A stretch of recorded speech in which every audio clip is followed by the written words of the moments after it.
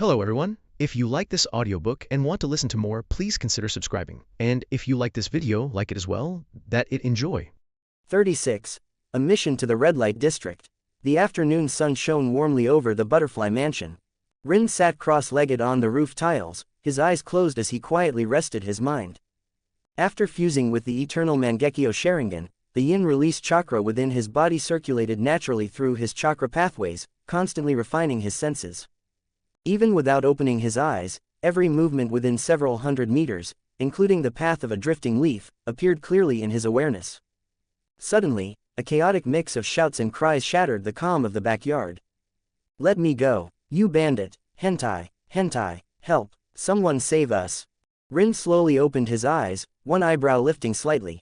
Looking down, he saw a tall man standing in the courtyard of the butterfly mansion. He wore a headband studded with gems, with bold red markings painted around his eyes.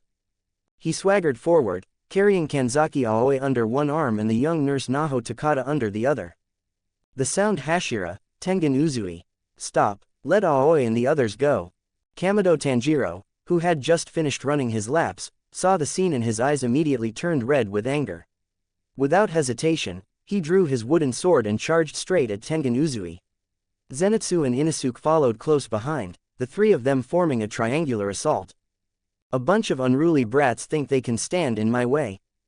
Tengen Uzui stopped, a wild grin spreading across his face. Facing the three-pronged attack, he didn't even bother drawing the twin blades strapped to his back. With a slight shift of his body, he effortlessly dodged Tanjiro's downward strike.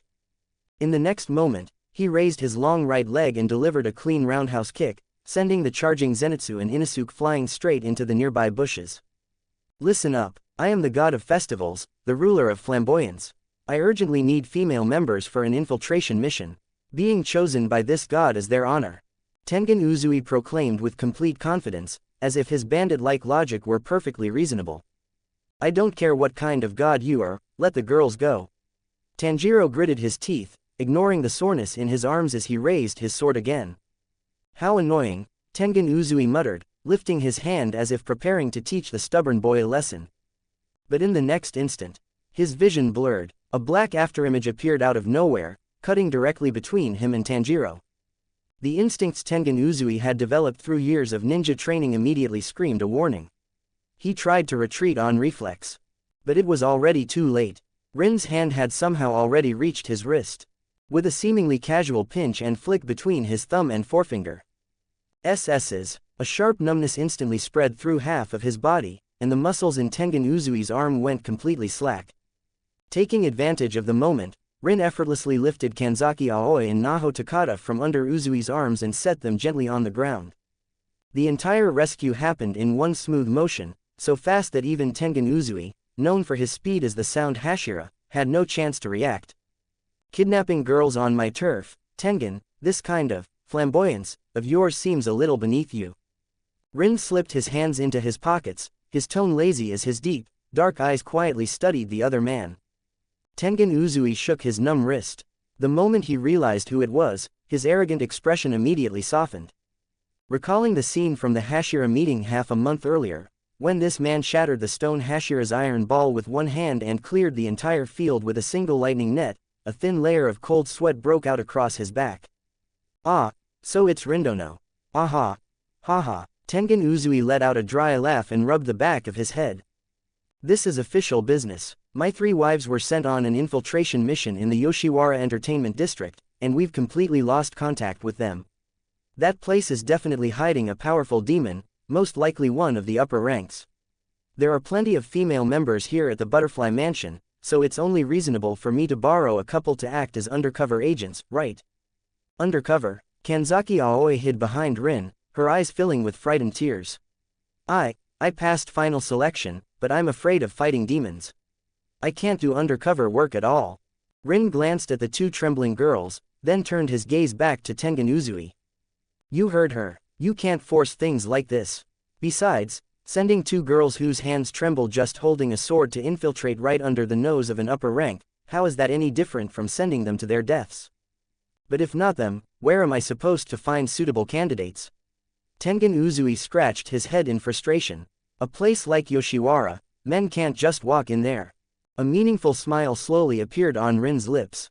He turned his head and looked toward Tanjiro, Zenitsu, and Inosuke, who had just managed to scramble back to their feet. Under Rin's gaze, the three of them suddenly felt their scalps go numb as an extremely ominous feeling crept into their hearts. Who said men can't get in? Rin pointed at the three idiots. They have good foundations. Give them some makeup and a kimono, and won't they look better than half the girls out there? Let these three take their place. Huh, Zenitsu's eyes nearly popped out of their sockets as he pointed at himself and screamed. Boss, you want us to dress up as women? We'll be exposed. We'll definitely get killed. Either wear the kimono or run 200 laps around the courtyard with weights. Your choice. Rin's voice was calm, but it carried an authority that could not be questioned. The three of them instantly fell silent, their heads drooping like wilted eggplants. Tengen Uzui examined the trio carefully, stroking his chin for a moment before his eyes suddenly lit up. Not flamboyant enough, but it'll do. Fine, these three brats will work. With the candidates settled, Tengen Uzui looked at Rin and asked somewhat cautiously, the waters in Yoshiwara run deep. Even my three capable wives have disappeared there. It's probably a tough opponent from the 12 Kazuki. Rindono, would you be interested in making a flamboyant appearance there? If it had been the old sound Hashira, he would never have lowered himself to ask for help. But after witnessing Rin's overwhelming strength and hearing the intelligence that Muzan might send upper-rank demons for revenge at any time, he understood very clearly that having Rin along was like carrying a life-saving talisman. Of course, Rin turned and walked toward the corridor. I've been eyeing an upper-rank's head for quite a while. Just as he finished speaking, the sliding door leading to the inner courtyard opened. Shinobu Kocho stepped out carrying a tray, just in time to overhear their conversation. Her gaze swept over Tengen Uzui and then settled on Rin. The faint smile that had been on her face disappeared instantly, replaced by a dangerous curve at the corner of her lips. I was wondering who was making such a commotion in the courtyard. So it's Uzui-san. Shinobu Kocho approached with light steps, her sharp gaze locking onto Rin. I heard you're going to the Yoshiwara Entertainment District. The largest pleasure district in all of Japan, a paradise for men. The temperature in the air seemed to drop several degrees. Although Tengen Uzui already had 3 wives, even he sensed a subtle shift in the atmosphere. He wisely took half a step back and pretended to admire the clouds in the sky. Zenitsu instantly picked up on the strong scent of jealousy in the air and hurriedly dragged Tanjiro away. It's just a mission. I'll deal with a demon while I'm there. Rin met Shinobu's gaze calmly, his expression completely unchanged. Just to slay a demon. Shinobu walked up to him and looked up, her purple eyes flickering with scrutiny and a hint of petulance. The courtesans there are famous for knowing how to please men. With your personality, if some Ouran catches your eye, will you even remember that you're supposed to be there to draw your sword? Ever since the barrier between them had broken, this sharp-tongued butterfly had become far more open about her jealousy. Seeing her behave like a kitten guarding its food, Rin couldn't help but chuckle. Ignoring the others present, he reached out and gently lifted Shinobu's delicate chin. Leaning close to her ear, he spoke in a low voice only the two of them could hear. No matter how expensive the powder, it still smells like cheap perfume. In this world, aside from your wisteria scent, any other woman, even if she stood naked in front of me, would only be an eyesore. This blunt yet disarmingly sweet confession exploded in Shinobu's ear. Her cheeks instantly flushed crimson, and even the tips of her ears felt burning hot. All the sarcastic remarks she had prepared vanished without a trace, silenced by those few words. You, shameless, who cares where you go? Shinobu slapped Rin's hand away and turned her back to him. If you're going, then hurry up and leave. I've already packed the ointments and antidotes in your bag. If you run into danger, don't act recklessly, you must come back in one piece. The final sentence was spoken very softly, yet it carried deep concern and attachment. Rin looked at her back, the corners of his mouth curling slightly upward. Don't worry, after all, I'm the strongest. 37. Congratulations, your odds are 0. In a side courtyard of the Butterfly Mansion, Tengen Uzui had already gathered Tanjiro, Zenitsu, and Inosuke like a group of chicks and taken them off to the dressing room, preparing for his so-called flamboyant makeover. Rin had no interest in joining the spectacle. He knew perfectly well how disastrous those three would look once they were dressed as women. With the bag Shinobu Kocho had prepared slung over his shoulder, Rin walked leisurely along the corridor of the inner courtyard, one hand tucked into his pocket, heading toward the main gate of the butterfly mansion. Just as he passed beneath the cherry blossom tree in the front yard, he suddenly stopped. On the wide stone-paved clearing, 4 figures had appeared at some unknown moment. The flame Hashira, Kyojuro Rengoku. The wind Hashira, Tsunemi Shinazugawa. The serpent Hashira, Obanai Iguro. And at the very edge, standing as rigid as ever, the water Hashira, Gyu Tomioka. These 4 pillars of the Demon Slayer Corps were not wearing their haori, only their standard black uniforms, their nichirin blades resting at their waists. As soon as Rin stepped out, the low conversation among them ceased, and all their gazes converged on him at once. "What's this? I haven't even stepped out yet, and you've already lined up to see me off." Rin looked at their formation, a faint smile tugging at the corner of his lips. "Cut the sarcasm." Tsunemi Shinazugawa stepped forward half a pace, his expression as fierce as ever. But on closer look, the bloodshot hostility from their first meeting was gone, replaced by restrained seriousness. "Kyojuro told us everything about the Mugen train. Even if you used that strange illusion to deceive Kibutsuji Muzan into thinking upper rank 3 retreated because of Sunrise, we all know you were fully capable of twisting his head off right there." Tsunemi clenched his teeth, as if forcing himself to swallow his pride. "I didn't come here today to pick a fight with you. I just want to know one thing: how strong is upper rank 3? Obanai Iguro, perched on a tree branch, spoke in a cold voice. "For 100 years, the upper rank positions have never changed, while the number of Hashira who have died at their hands is beyond counting. We only know they are strong, but because no one survives, our intelligence is always incomplete. Since you fought him head-on, I want to hear your assessment." Not just him, even Gyu Tomioka stepped forward slightly, silently focusing his attention. So they were here to probe the truth. Rin looked at this group of swordsmen who, in the original story, would throw themselves into battle against demons without hesitation, even at the cost of their lives. The casual expression on his face faded. He walked over to a large boulder at the edge of the courtyard, braced one hand against it, and swept his gaze across them. "Since you're asking so sincerely, I'll be blunt. Consider it a reality check before you face an upper rank." His voice was calm, yet it carried clearly across the quiet courtyard. "First, the conclusion: with your current strength, if you face upper rank 3, or either of the 2 ranked above him, in a one-on-one fight, your chances of survival are 0. The words hit like a heavy hammer, slamming into everyone's chest. A vein bulged on Tsunemi's forehead. Just as he was about to snap back, Kyojuro Rengoku raised a hand to stop him. Rindono speaks the truth." Kyojuro Rengoku crossed his arms, openly acknowledging the gap in strength. "At the Mugen train, when the demon named Akaza appeared, I felt his battle spirit, and my body instinctively warned me of danger. If Lord Rin hadn't intervened, even if I had risked my life, I could at best have held him off until sunrise. I would not have been able to behead him. Battle spirit, that's the core of the issue." Rin snapped his fingers, picking up from Rengoku's words.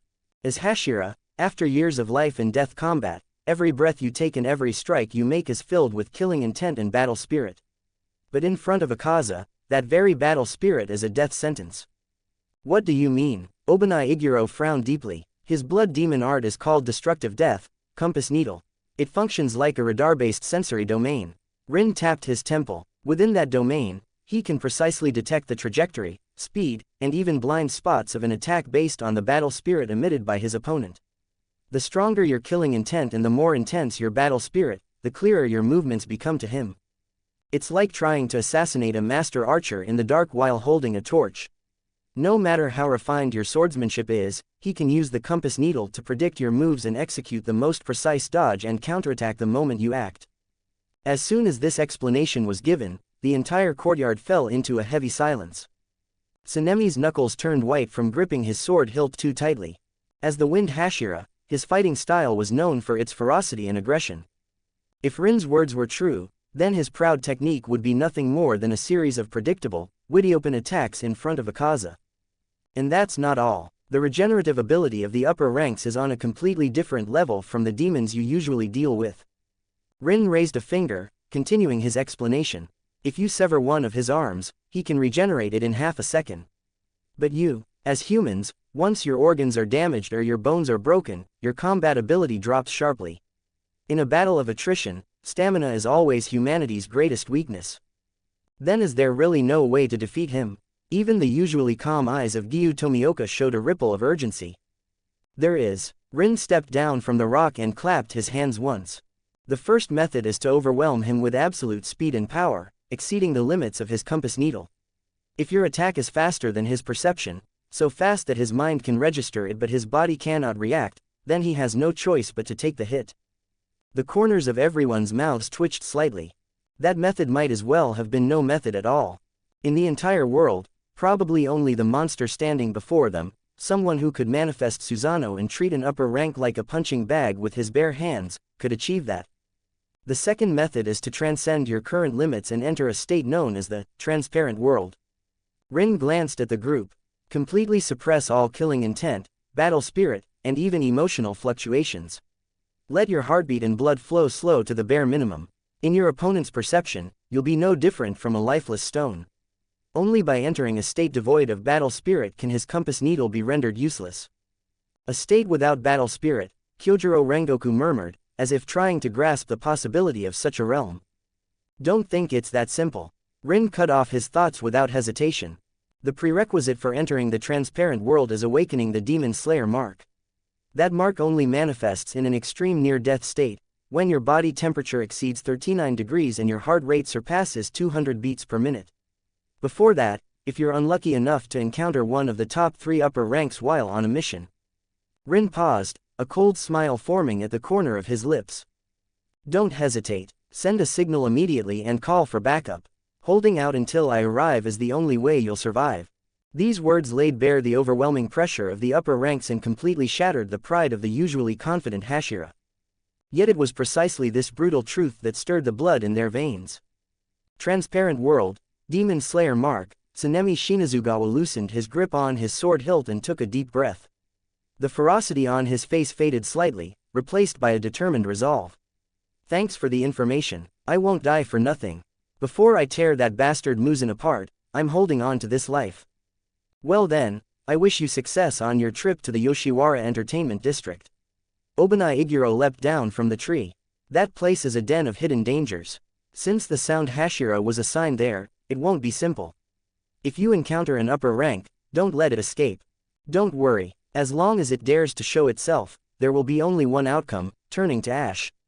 Rin waved a hand casually, signaling that they didn't need to worry. In this tense atmosphere, heavy with killing intent. Sorry to keep you waiting.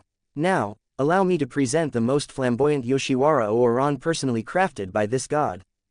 Tengen Uzui's overly flashy voice rang out from around the corner of the corridor. A series of slightly heavy footsteps followed. The 4 Hashira and Rin all turned their heads at the same time, looking toward the source of the sound.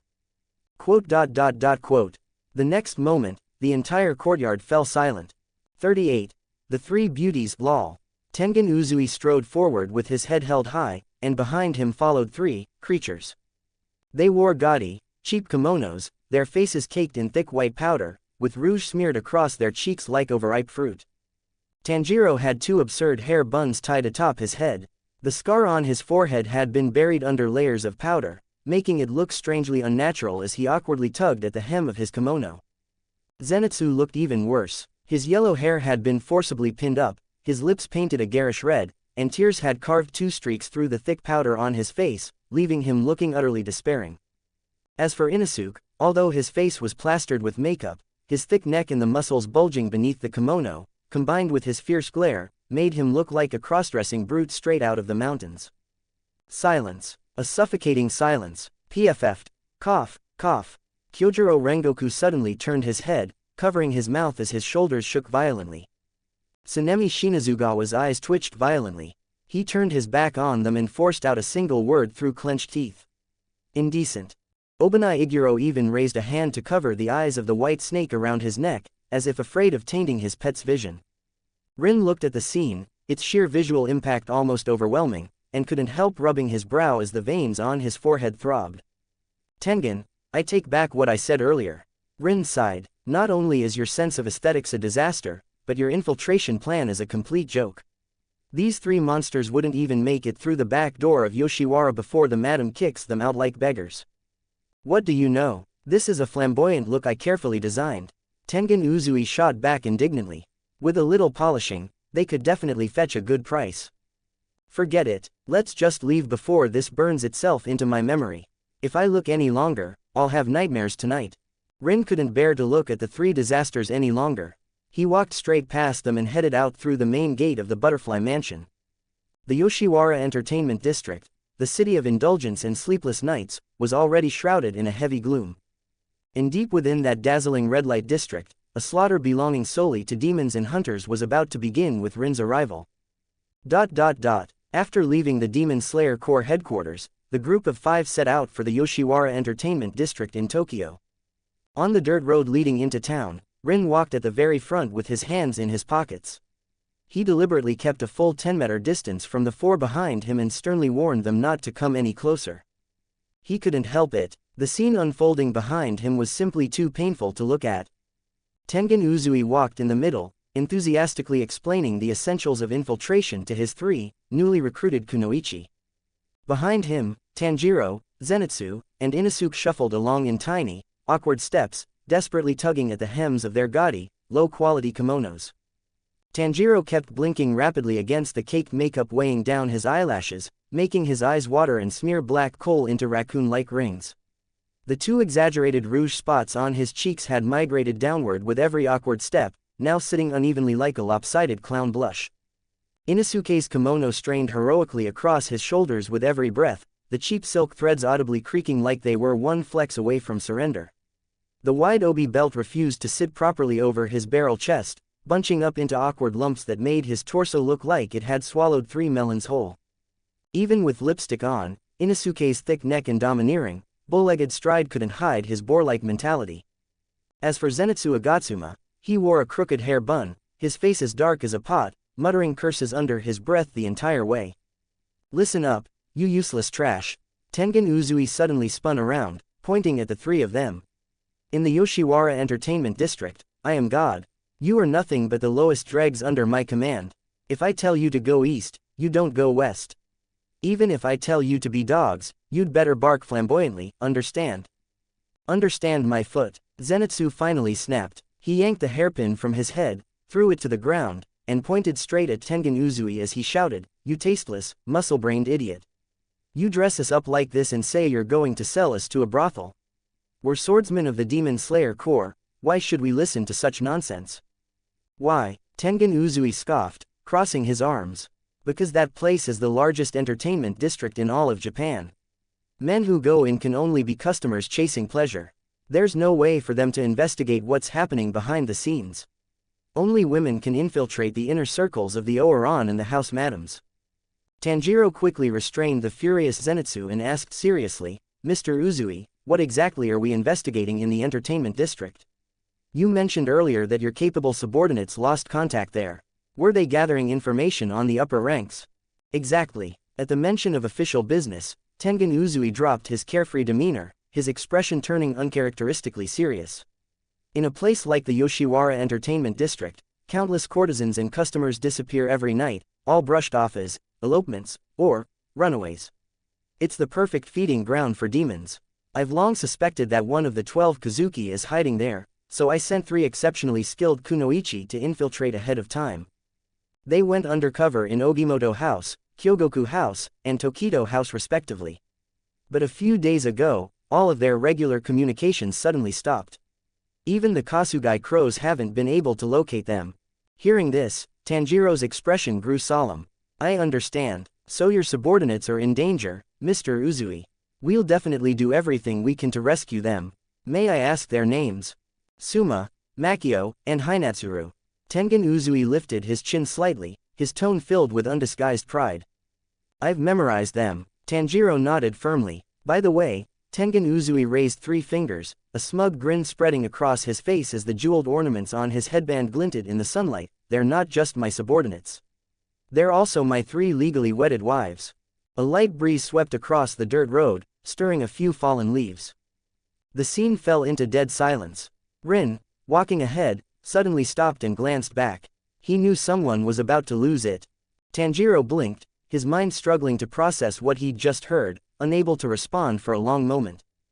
Inosuke, on the other hand, didn't care at all. He snorted loudly through his nose. "Who cares about wives or husbands? As long as we get to fight." I'm going to tear all the demons there to pieces. Pig assault. And Zenitsu Agatsuma. He froze on the spot, eyes wide as saucers, his mouth hanging open wide enough to fit an apple. He stared fixedly at the 3 fingers Tengen Uzui was holding up, his entire body beginning to tremble uncontrollably. Wives. Zenitsu's voice seemed to squeeze out from the depths of his throat, sharp and trembling. You're saying you have wives?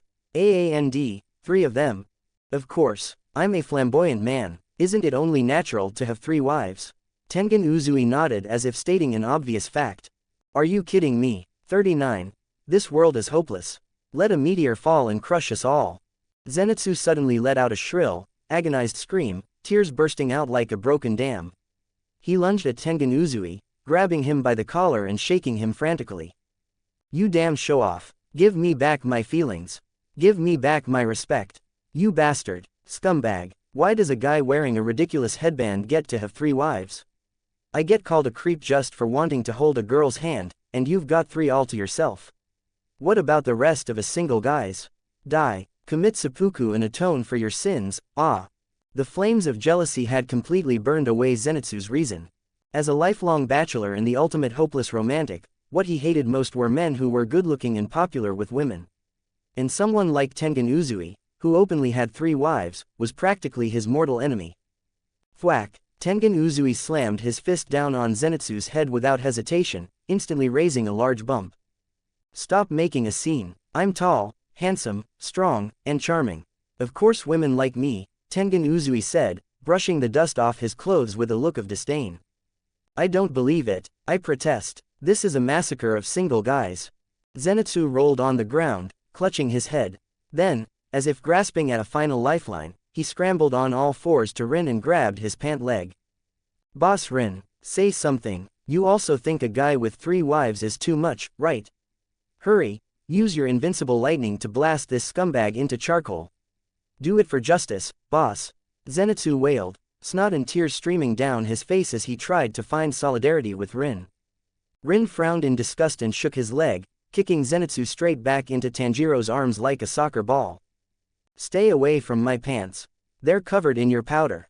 Rin looked down at the flailing Zenitsu, suppressing his smile, settling for a passable, exaggerated cold sneer. What, is it strange to have 3 wives? He rested his chin on one hand, speaking in a flat tone as if stating an obvious truth. In a world where human life is as cheap as grass, it's only natural for the strong to possess more resources and companions.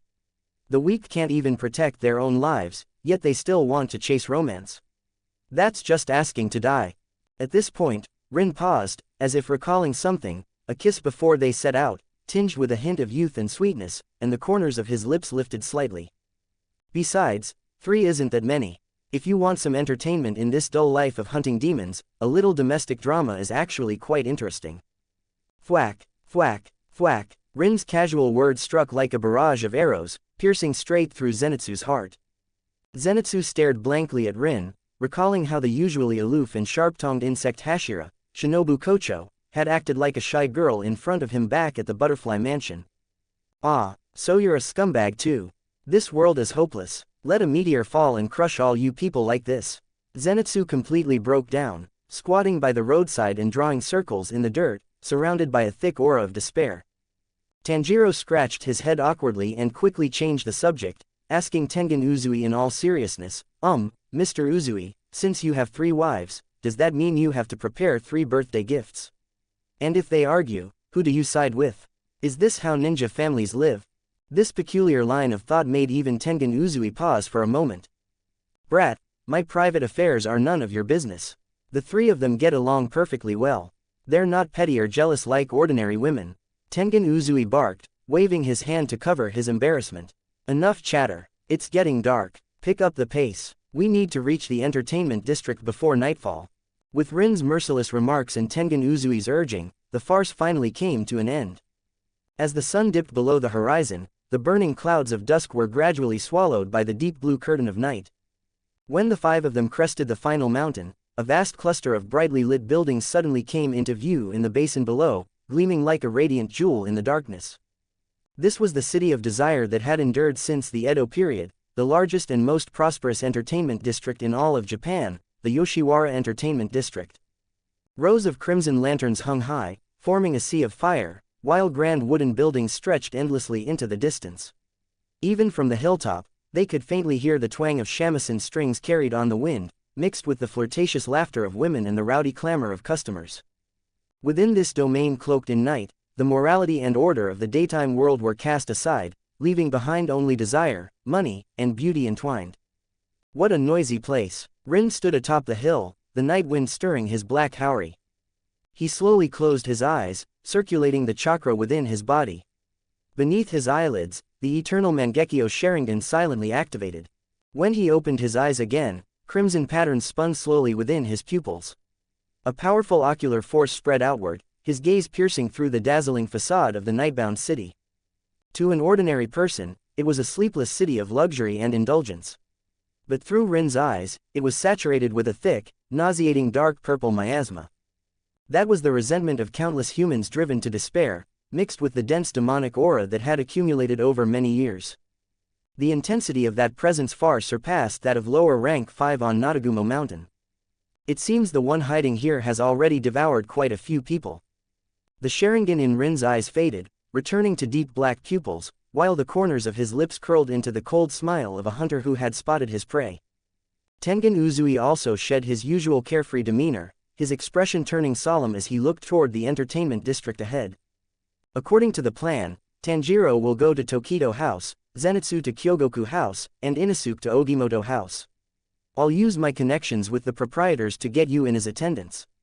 Remember, your mission is to locate my 3 wives.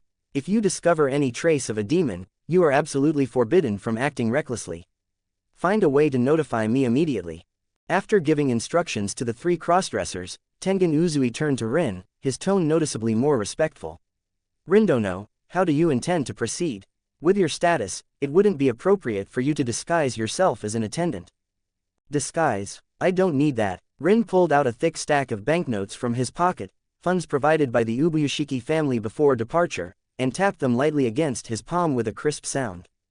Don't those monsters who feast on humans prefer wealthy, high-profile targets? I'll just book the most expensive establishment and call for the most renowned Oran. With one hand in his pocket, Rin walked straight toward the brilliantly lit entrance of the entertainment district. Since we're here to kill a demon, let's make it interesting. I'll drag that rat hiding in the shadows out into the open myself. 40. Rin becomes a rich scoundrel. Yoshiwara Entertainment District, the city that never sleeps. When night truly fell, this bustling pleasure quarter finally came alive. Red lanterns lined both sides of the street, lighting the entire district as brightly as day. The heavy scent of cosmetics, the gentle twang of shamisen strings, and the coy laughter of courtesans calling out to customers blended together into a decadent, living ukiyo scene. In a secluded corner of the street, a rather outrageous, human trafficking performance was underway. Tengen Uzui had changed into an eye-catching kimono and even stuck a fake mustache above his lip, disguising himself as a shady middleman who looked half like a trafficker and half like a pimp. With a flourish of his hand, he shoved the 3 young girls behind him, each wearing gaudy, overdone makeup, forward in front of several brothel madams. Ladies, don't miss this opportunity. Take a look at these 3 lively girls. They may look a bit rustic now, but with a little training, they'll definitely become top earners in the Yoshiwara Entertainment District. Tengen Uzui declared, enthusiastically pitching his goods. The madam of Kyogoku House frowned, her gaze sweeping over Tanjiro's face, which was caked in white powder, the large scar on his forehead still clearly visible. This one, isn't that scar a bit too noticeable? Still, she looks like a diligent and honest worker. The madam sighed, never mind, Tokido House happens to be short on help for laundry and chores, so I'll take this girl. Thank you very much, ma'am. I'll work hard. Tanjiro immediately bowed at a full 90 degrees, his voice ringing out loudly. All right, no need to shout. The madam covered her ears, quickly paid the money, and led Tanjiro away. Next came the madam of Ogimoto House. She narrowed her eyes as she critically examined Inosuke, who stood in the center. Isn't this girl built a little too sturdily? And why is the way she stands like a bandit? The madam was about to refuse when her gaze suddenly landed on Inosuke's face, thickly coated in cheap white powder. She leaned in, took out a handkerchief, and scrubbed hard at his cheek. The heavy makeup smeared away, revealing Inosuke's face, more delicate and beautiful than most women. Oh my, the madam's eyes lit up instantly. She slapped her thigh as if she had discovered a rare treasure. What a face, a bit rough around the edges, but as long as she doesn't speak, this face alone will draw in crowds. This girl belongs to Ogimoto House. Inosuke snorted loudly, about to let loose a string of curses, but Tengen Uzui quickly pinched the back of his neck from behind, forcing him to swallow his words. The deal was sealed. Now, only one person remained. Zenitsu Agatsuma stood there with two crooked buns on his head, his thick, bright red lips trembling slightly. His eyes, lined crudely with makeup, were already brimming with tears. He watched as his two companions were taken away one after the other. Meanwhile, the remaining madams, upon seeing him, recoiled as if they had seen a ghost. Some even covered their mouths, looking on the verge of gagging. This one, absolutely won't do. She looks too miserable. We wouldn't take him even if you paid us. She'd scare all the customers away. Go, go, don't stand here and ruin the view. Hearing these merciless judgments, Zenitsu's heart shattered completely. Why am I the only one nobody wants? Am I not even as good as that wild boar? I'm a golden-haired, beautiful blonde, a sweet girl with rich emotions and a delicate heart. You blind women! Zenitsu screamed inwardly, tears carving two deep tracks through the powder on his face. Paired with his resentful expression, he looked just like a vengeful spirit crawling out of a well. Even Tengen Uzui found the situation troublesome. He cleared his throat twice and grabbed the madam of Kyogoku House, who was about to turn and leave. Madam, please have some mercy. This girl may look a bit shabby, but she can play the shamisen. She's also strong, no problem carrying night soil or sweeping floors. I'll give you a 90% discount. No, I'll give her to you for free. Just feed her, alright. The madam of Kyogoku House looked down at Zenitsu, who was clinging to her leg and crying his heart out, and curled her lip in disgust. But hearing that the girl was free, and considering that the house did need someone for rough work, she reluctantly nodded. Fine, I must have terrible luck. Hurry up and come with me, don't stand here being an eyesore. Zenitsu was dragged away by the staff of Kyogoku House like a limp sack. Before disappearing, he twisted his head back and shot a vicious glare at Tengen Uzui and Rin, who was watching from not far away, his expression filled with boundless resentment. Just you wait, I'll definitely become the top Oran of the Yoshiwara Entertainment District. I'll make all the men in Japan go mad for me. When that day comes, I'll trample you two scum under my feet and make you regret everything. Ah! Watching Zenitsu's retreating figure, brimming with fighting spirit, or rather, resentment, disappear around the corner, Rin couldn't help but let out a soft laugh. Your infiltration methods are truly unique. Rin shook his head and stepped out from the shadows. Alright, now that your subordinates are all in place, let's see how I handle things. Tengen Uzui tore off the fake mustache on his lip and let out a long sigh. What are you planning to do? Kick down the door and fight the demon? Kick down the door, that doesn't suit my current identity. Rin reached into his pocket and pulled out a thick stack of 10,000 bills, generously provided by the Ubuyashiki family, tapping them lightly against his palm with a crisp sound. I heard everything just now. The Kyogoku House, where Zenitsu was taken, is one of the most high-end establishments in the Yoshiwara Entertainment District. Since it's a place like that, the demon hiding inside won't have low tastes either. Rin removed his black haori and tossed it to Tengen Uzui. Dressed only in a finely tailored, dark-patterned yukata, with the Kusanagi sword at his waist, his already striking features, sharp brows and star-like eyes, were even more pronounced. With just a bit of adjustment, he now carried the unmistakable aura of a wealthy young master from a powerful family, distant and untouchable, yet radiating extravagance. Go, keep watch outside for me. If you spot any rats trying to slip away, cut them down. After saying that, Rin slipped one hand into his pocket and sauntered toward the entrance of Kyogoku House. As the premier establishment in the Yoshiwara Entertainment District, Kyogoku House was lavishly decorated. 4 burly attendants stood at the doorway, smiling as they greeted the stream of distinguished guests coming and going. The moment Rin stepped up to the entrance, 2 attendants moved to stop him. My, young master, you seem unfamiliar. Our Kyogoku House values proper introductions. Do you have a reservation? Without a referral from one of our regular patrons, you can't simply walk in. The man's words came to an abrupt halt. Rin didn't even spare him a glance. He casually pulled out a thick stack of banknotes from his pocket and, without looking, flung it straight into the man's face. Clatter. The bills scattered across the floor like falling snow. It was real money, thick, tangible cash. Go. Call your madam. Rin stepped forward, crossing the threshold without hesitation and planting himself arrogantly in the entryway. Tell her a young master with nothing better to do wants to reserve the entire house for tonight. The surrounding patrons and courtesans were stunned into silence. In this den of indulgence, they had seen plenty of wealthy merchants throw money around. But someone like this, who casually slapped money into a man's face without a word and demanded to reserve the entire establishment, was something they had never witnessed before. The madam, who had just been arranging for Zenitsu to clean toilets in the back courtyard, heard the commotion in the front hall and hurried over, lifting her skirt as she ran. The moment she saw the money scattered across the floor, and the striking young man standing at the center, exuding wealth and authority, the irritation in her eyes instantly transformed into naked greed. Oh my, what fortunate wind has brought such a distinguished guest to us? The madam laughed so hard her makeup nearly cracked. She hurried forward, her tone dripping with flattery. Young master, please don't be upset. My subordinates were blind and failed to recognize such an honored guest. What would you like to drink? Which of our girls has caught your eye? I'll prepare the finest private room for you right away. Rin's gaze swept over the heavily powdered courtesans, and an undisguised trace of disdain flickered across his eyes. Having seen the pure, lotus-like beauty of Shinobu Kocho, looking at these overly made women was nothing short of an assault on his senses.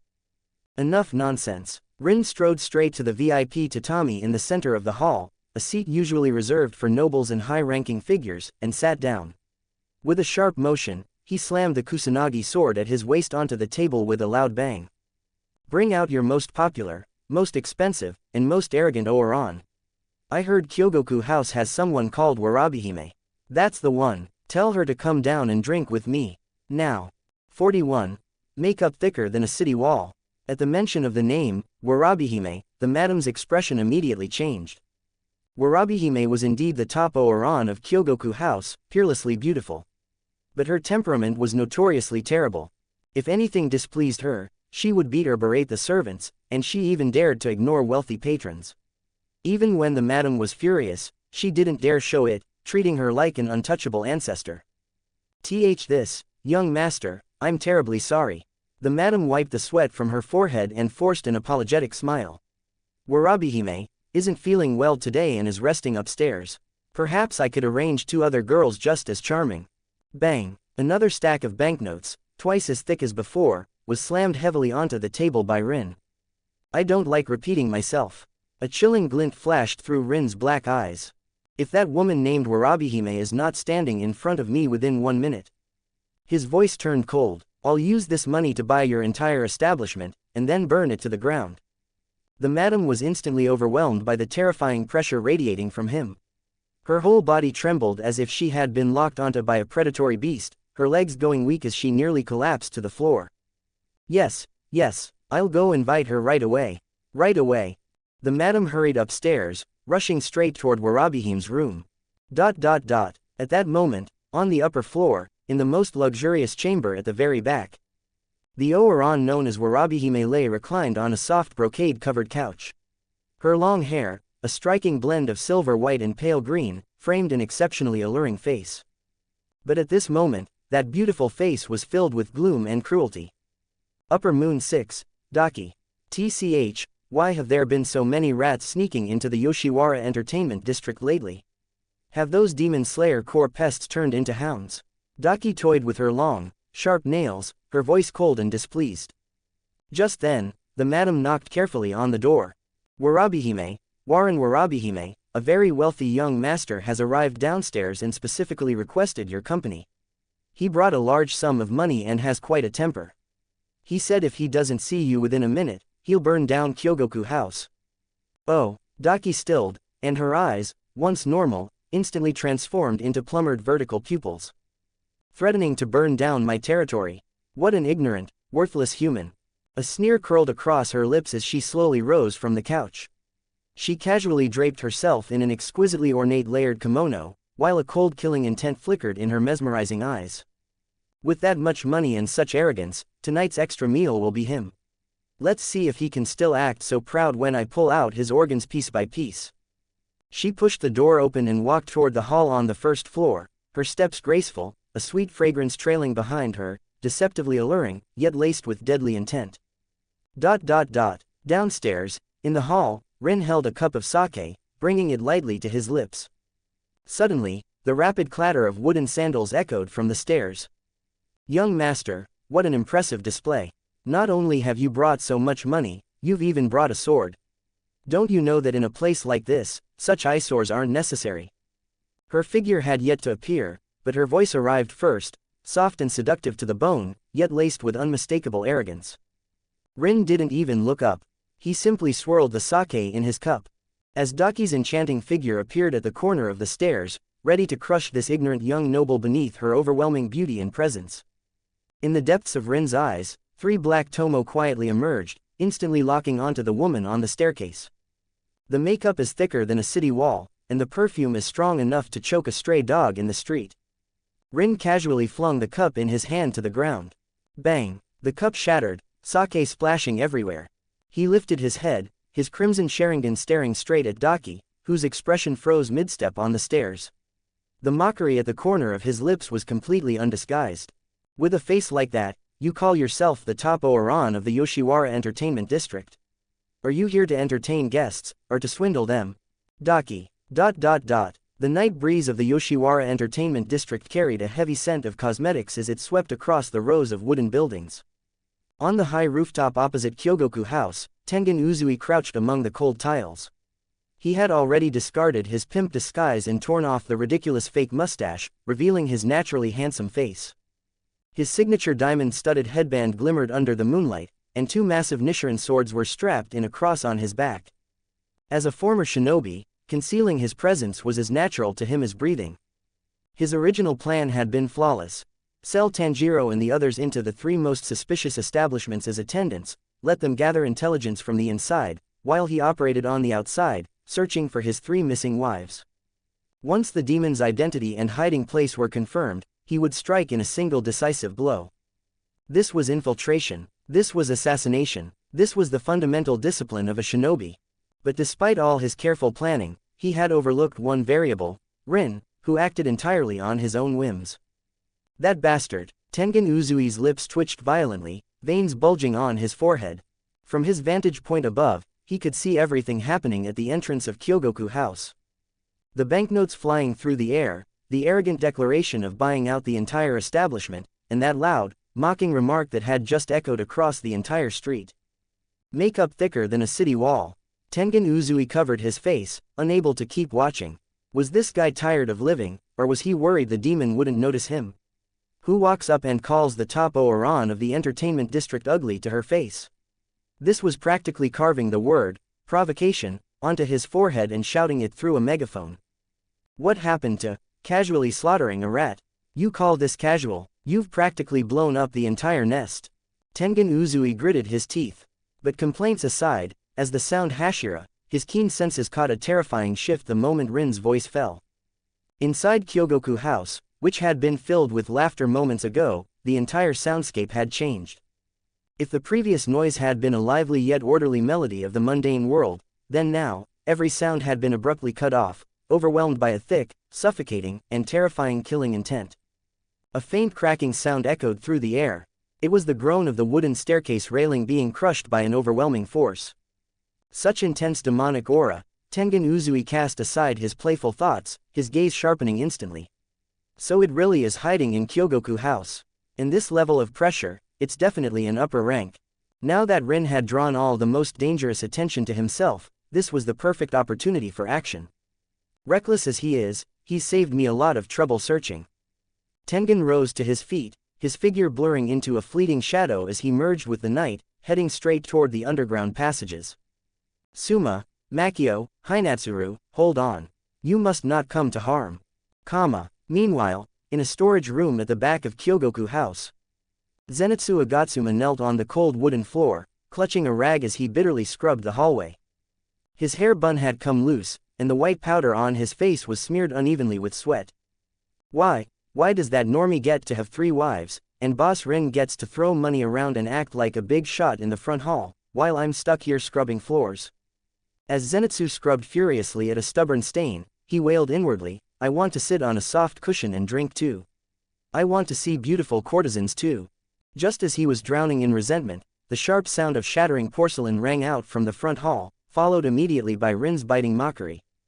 Zenitsu's hand froze. As a swordsman with hearing far beyond that of an ordinary person, he not only heard Rin's words clearly, he also heard the sound coming from the body of the woman upstairs, who had just been provoked. Thump, thump, thump. And that was not a human heartbeat. 42. From ugly to worthless, Daki needs a break. That heartbeat, it was thick and distorted, filled with endless resentment and malice. It sounded like countless corpses churning in a swamp, the chilling scrape of bones grinding against one another. Eek! Zenitsu shuddered violently, the rag slipping from his hand and falling to the floor. He clutched his ears tightly, cold sweat instantly soaking the back of his thin kimono. Too terrifying. That sound, it wasn't human at all. This was a demon, and one far more horrifying than any demon he had encountered on Nadagumo Mountain. The courtesan in this house is a demon. Zenitsu's legs went weak with fear, but the image of Rin standing alone in the front hall, facing that monster, flashed through his mind. No, even if boss is strong, there are ordinary people everywhere here. Zenitsu gritted his teeth and forced himself to crawl to his feet. He wiped the tears from his face with the back of his hand, his right hand gripping the hilt of the nichirin blade hidden inside the broom handle, and staggered toward the front hall. Even if he was terrified, he was still a swordsman of the Demon Slayer Corps. At the same time, in the back kitchen of Tokido House, Tanjiro was carrying 2 large baskets of freshly washed radishes, about to take them down to the cellar. He had been working so hard that the makeup on his face was already completely smeared. Suddenly, he stopped in his tracks. A faint breeze drifted in from across the street. Tanjiro's nose twitched twice, and his usually gentle dark red eyes shrank to pinpoints. Such a strong smell of blood. It wasn't just blood, mixed within it was a rotten, cold demonic aura, one that felt as if it could freeze a person's very soul. The source of that scent was Kyogoku House across the street. This scent, it's even stronger than the lower rank one on the Mugen train. Tanjiro's breathing faltered for a moment. Upper rank. It had to be an upper rank demon. Rin-san and Zenitsu are both there. Tanjiro could no longer worry about the infiltration mission. He threw the basket from his shoulder, sending radishes rolling across the floor. Sorry, ma'am, I have something urgent to deal with. He shouted to the busy madam in the kitchen, kicked open the back door, and sprinted straight toward Kyogoku House. Hinokami Kagura, total concentration breathing. As he ran, he frantically adjusted his breathing, his hand already gripping the hilt of his nichirin blade. Even though Rin was strong, this was the densely populated entertainment district. If an upper-rank demon went on a rampage here, countless innocent people would be caught in the disaster. Ogimoto House, 2nd floor guest room. Inosuke was being pinned in front of a dressing table by several older attendants, who were forcefully applying makeup to his delicate face. Oh my, this girl has such good features, it's just that her temperament is too rough. Don't move, don't move. If you keep squirming, the lipstick will end up crooked. Inosuke was so irritated he nearly bit someone, but remembering Tengen Uzui's warning, he could only snort angrily through his nose, suppressing the urge to draw his blades and cut down the entire group of old women. At that moment, his sharpened instincts, honed through years of living in the mountains, caught a strange disturbance. The air was trembling, a faint yet malicious prickling sensation spread across his skin. This feeling was exactly like when he faced the fiercest beasts deep in the mountains, the kind that had already bared their fangs, ready to tear out a throat at any moment. Killing intent. Inosuke's eyes snapped open as he shoved aside the old maids surrounding him. What are you doing, Inoko? Your makeup isn't finished yet. They cried out. Don't get in my way. The prey has appeared. Inosuke couldn't be bothered with any of it. He tore off the lower half of the kimono that restricted his movement, revealing the powerful muscles beneath and the twin blades strapped to his legs. Ignoring the door entirely, he kicked through the paper window on the 2nd floor. Wood splintered and paper tore apart as he leapt out like a beast descending from the mountains, crashing heavily onto the street below. Beast breathing, first fang, pierce. With an excited roar, Inosuke drew his dual serrated nichirin blades and charged straight toward Kyogoku House, following the direction of the killing intent. Back in the 1st floor lobby of Kyogoku House. At the turn of the staircase on the 2nd floor, Daki, known as Warabihime, wore a completely twisted expression. For hundreds of years, relying on her identity as upper rank 6 in her flawless beauty, she had ruled over this entertainment district. Whether nobles or commoners, who didn't tremble in fear and flatter her upon seeing her. Even the Hashira of the Demon Slayer Corps were nothing more than prey to be torn apart before her. And yet now, some human boy who had appeared out of nowhere not only smashed a wine cup in public, but even dared to point at her and call her ugly, mocking her as a fraud. You are asking for death. Daki laughed in fury, her originally seductive voice turning sharp and shrill, like the screech of a night owl. Bang! The ornate, layered kimono behind her burst apart. Several long, beautiful sashes patterned with strange designs shot out from her back like living serpents. They looked soft, but their edges were as sharp as the finest blades. I'll mince you into pieces, stuff you into my sashes, and slowly savor your screams. Whoosh, whoosh, whoosh. 4 sashes tore through the air with piercing shrieks, striking toward Rin's neck, heart, and limbs from 4 different blind spots. They were so fast the naked eye could barely follow them, leaving only faint afterimages behind. The surrounding patrons hadn't even realized what was happening before the fatal attack was already upon Rin. Seeing the ribbons about to slice him into pieces, a cruel smile spread across Daki's lips on the staircase. Clang! A clear, ringing note of steel echoed through the hall. No one saw when Rin drew his blade. All they saw was a flash of pitch-black sword light, laced with dazzling purple lightning, tracing a perfect arc before Rin. Slash! The seemingly indestructible blood demon art sashes were sliced cleanly into the instant they came into contact with the black blade wrapped in crackling lightning. The severed sashes lost all control and fell limply onto the wooden floor, faint purple sparks still flickering along the cuts. What? Daki's pupils shrank as she stared in disbelief at the broken sashes scattered across the ground. Her blood demon art had been severed in an instant. And what kind of weapon was that? It didn't have the distinct sheen of a nichirin blade, and it carried lightning. Rin slowly lowered the Kusanagi sword in his hand, the tip angled toward the floor. He looked up at Daki on the stairs, her expression a mix of shock and fury, and a cold, mocking smile curved across his lips. Just a few scraps of cloth, and you dare to show them off like that? His voice was calm, but laced with unmistakable contempt. Call out the brother hiding behind you. Trash like you, without even a brain, isn't worth making me draw my sword a second time. 43. Upper Rank 6, Yutaro. The first-floor lobby of Kyogoku House plunged into an oppressive, deathly silence that seemed to swallow every sound. The severed sashes lay sprawled lifelessly across the polished wooden floor like felled serpents, their once vibrant crimson fabric now dull and limp.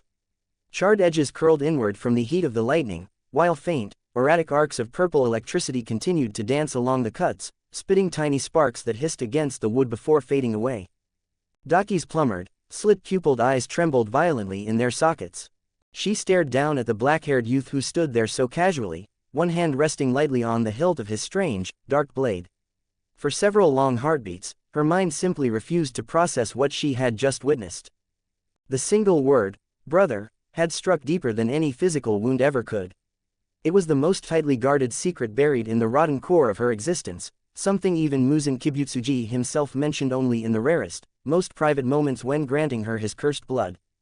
How could this ordinary-looking human, who wasn't even clad in the distinctive uniform of the Demon Slayer Corps, possibly know such a thing? You, who the hell are you? Daki's flawless, porcelain features twisted grotesquely. The seductive Oran mask she had worn for over a century shattered in an instant. Thick, dark veins bulged and pulsed beneath her pale skin like writhing worms. Her sharp fangs gleamed as her lips peeled back in a snarl, and her long, lustrous black hair began to writhe and lift on its own, coiling like living tendrils stirred by some unseen fury, as though the beast inside her had finally been prodded in its most sensitive, vulnerable spot. Wah! A monster! The Oran is a man-eating demon. Everyone, run for your lives. The spell of enchantment that had held the patrons captive finally broke. The men who moments earlier had been drunkenly admiring Daki's unearthly beauty now recoiled in raw terror. Their eyes widened at the sight of the severed, unnatural ribbons and the hideous transformation overtaking their once beloved Warabihime. Wah! A demon, a monster! Piercing screams erupted throughout the hall. Customers shoved and trampled one another in blind panic, scrambling toward the narrow exits. Behind the reception counter, the brothel madam let out a strangled gasp, her eyes rolled back into her head as she crumpled to the floor in a dead faint, her ornate hairpin clattering against the wood. So noisy, filthy, worthless insects, die already. Daki's irritation boiled over into pure, unfiltered rage. The chaos around her only fueled the spiraling killing intent that radiated from her like black smoke. Boom! More than a dozen much thicker crimson sashes erupted from her back in a violent explosion of fabric and malice. Each one was lined with rows of eerie, blinking eyes that rolled and glared in every direction. No longer content to target Rin alone, they fanned outward in a deadly web, tearing through the air with vicious intent. The sashes aimed to shred every living thing on the floor, civilians, furniture, and even the very supporting pillars that held up the building. Blood demon art, eightfold obi slash. A ferocious gust roared through the hall, whipping hair and clothing and sending razor-sharp wood splinters flying in all directions like shrapnel. The entire structure groaned under the strain. It seemed inevitable that the fleeing innocents would be sliced into bloody ribbons within the next heartbeat. "Did I give you permission to move?" The voice was low, icy, and impossibly close, right beside Daki's ear, as though the speaker had been standing there all along. Too fast. Far too fast. Rin's figure appeared to have bypassed the very concept of distance. One instant he had been 10 meters away, calm and unmoving, the next, he stood directly in front of her, close enough that she could feel the faint heat radiating from his body. He spared not even a glance for the deadly ribbons ripping through the hall. With an almost bored motion, he drove the Kusanagi sword point first into the floorboards, the blade sinking several inches deep with a resonant thunk. The weapon stood upright like a dark sentinel. Now with both hands free, Rin curled the fingers of his right hand into a claw-like shape. Violent blue lightning erupted around his palm and forearm, crackling with ferocious energy that lit the surrounding air in stark, flickering white blue. In one fluid motion, he seized Daki by the throat. GHK. Her pupils contracted to pinpricks as a choked, guttural sound forced its way past her lips. The next instant, dense lightning attribute chakra poured from Rin's palm straight into her body, like thousands of red-hot needles simultaneously piercing every nerve, every vein, every cell. Crackle, crackle, crackle.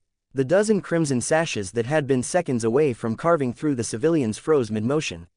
Their malevolent eyes blinked erratically once, twice, then rolled back as the paralysis took hold. One by one, the ribbons lost all strength and dropped limply from the air, thudding onto the floor like discarded rags. Let go. Daki's clawed hands flew up to grip Rin's forearm, her razor-sharp nails digging desperately into his skin in an attempt to tear him apart.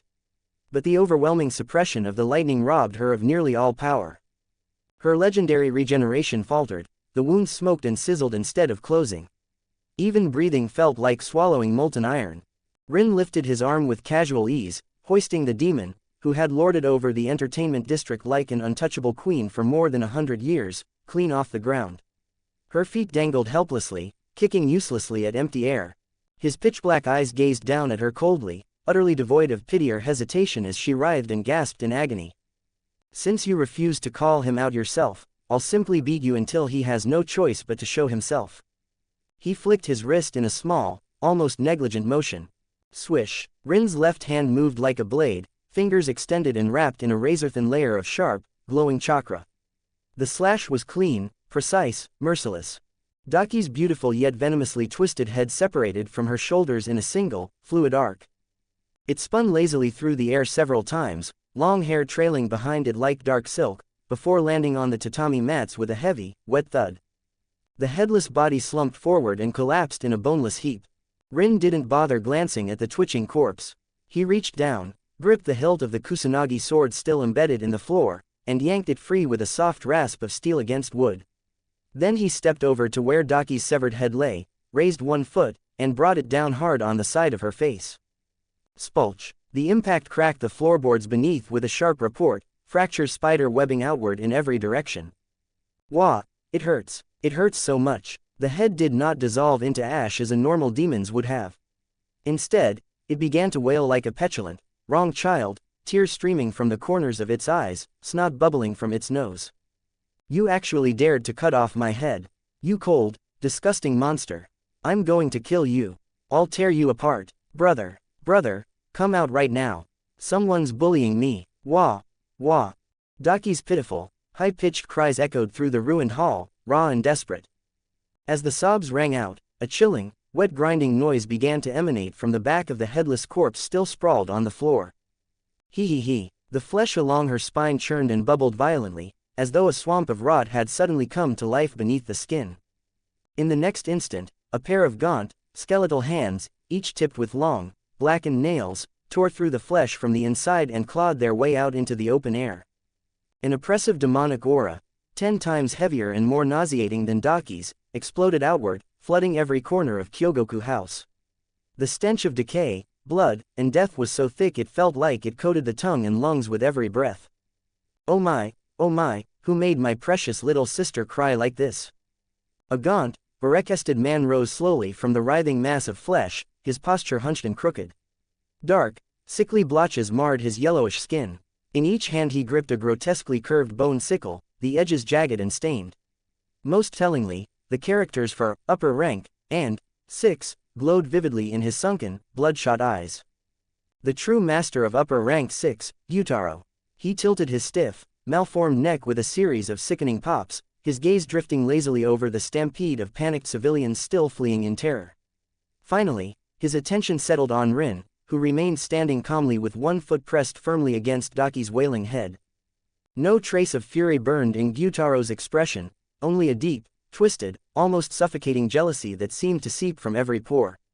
He took in Rin's sharp, handsome features, the straight and confident set of his shoulders, the immaculate state of his clothing despite the chaos. Gyutaro's shriveled, cracked lips slowly peeled back in an ugly, lopsided grin, revealing rows of uneven, jagged fangs. How irritating, look at you. Such a pretty face, such clean, expensive clothes. Bet you're real popular with the ladies, huh? Never had to scrape and suffer a single day in your miserable life, have you? 44. Amaterasu, flames that never die. How irritating, look at you. Such a pretty face, such clean, expensive clothes. Bet you're real popular with the ladies, huh?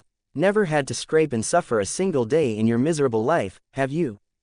Gyutaro muttered in a venomous tone, scratching at the blotches on his face until blood seeped out.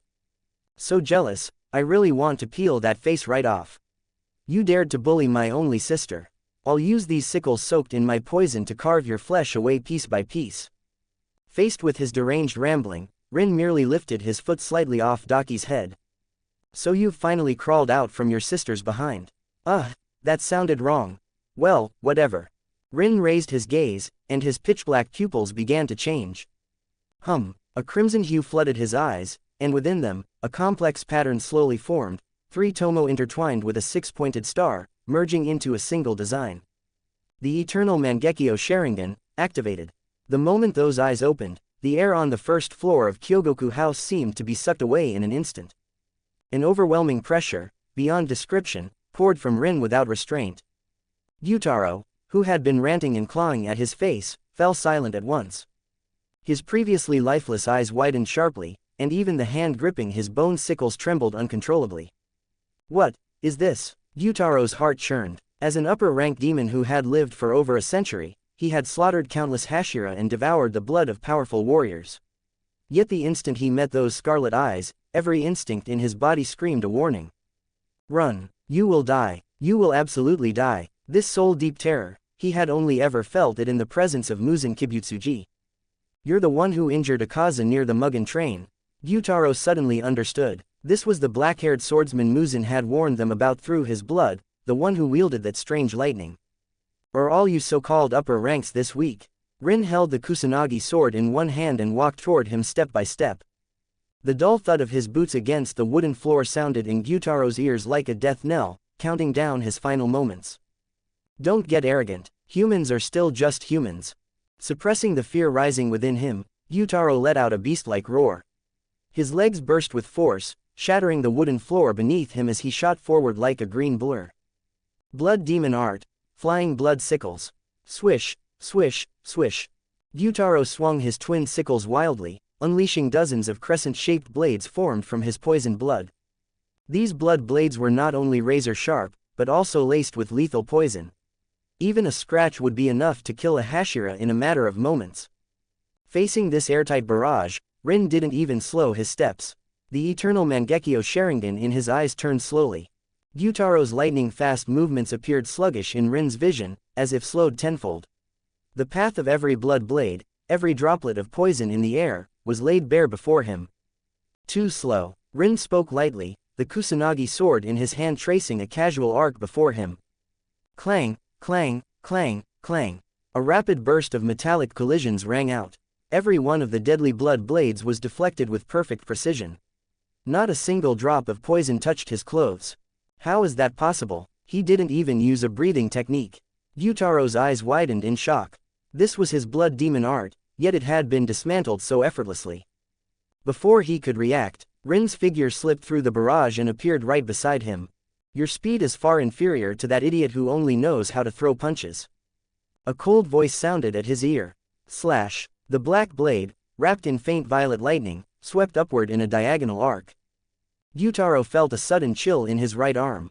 In the next instant, the arm holding the bone sickle was severed and sent flying into the air. Gah! Gyutaro screamed as he retreated violently, his remaining sickle swinging instinctively toward Rin's neck. Rin didn't even look. He lifted his left leg and delivered a whip-like kick straight into Gyutaro's abdomen before the attack could land. Bang! Gyutaro was sent flying, crashing through multiple layers of wooden walls before being blasted out of Kyogoku House. He flew dozens of meters and slammed heavily into the main street, leaving behind a massive crater. Dust billowed. Rin rested the Kusanagi sword on his shoulder, stepped over the scattered wreckage, and walked calmly through the shattered opening. Outside, the once bustling street had been completely deserted. The pleasure seekers had long since fled, leaving only rows of red lanterns swaying in the night wind. With just this much strength, you think you deserve the title of upper rank? Rin looked down at Gyutaro, who was struggling to regenerate his severed arm at the bottom of the crater, his expression filled with boredom. This was the overwhelming power granted by the eternal Mangekyou Sharingan.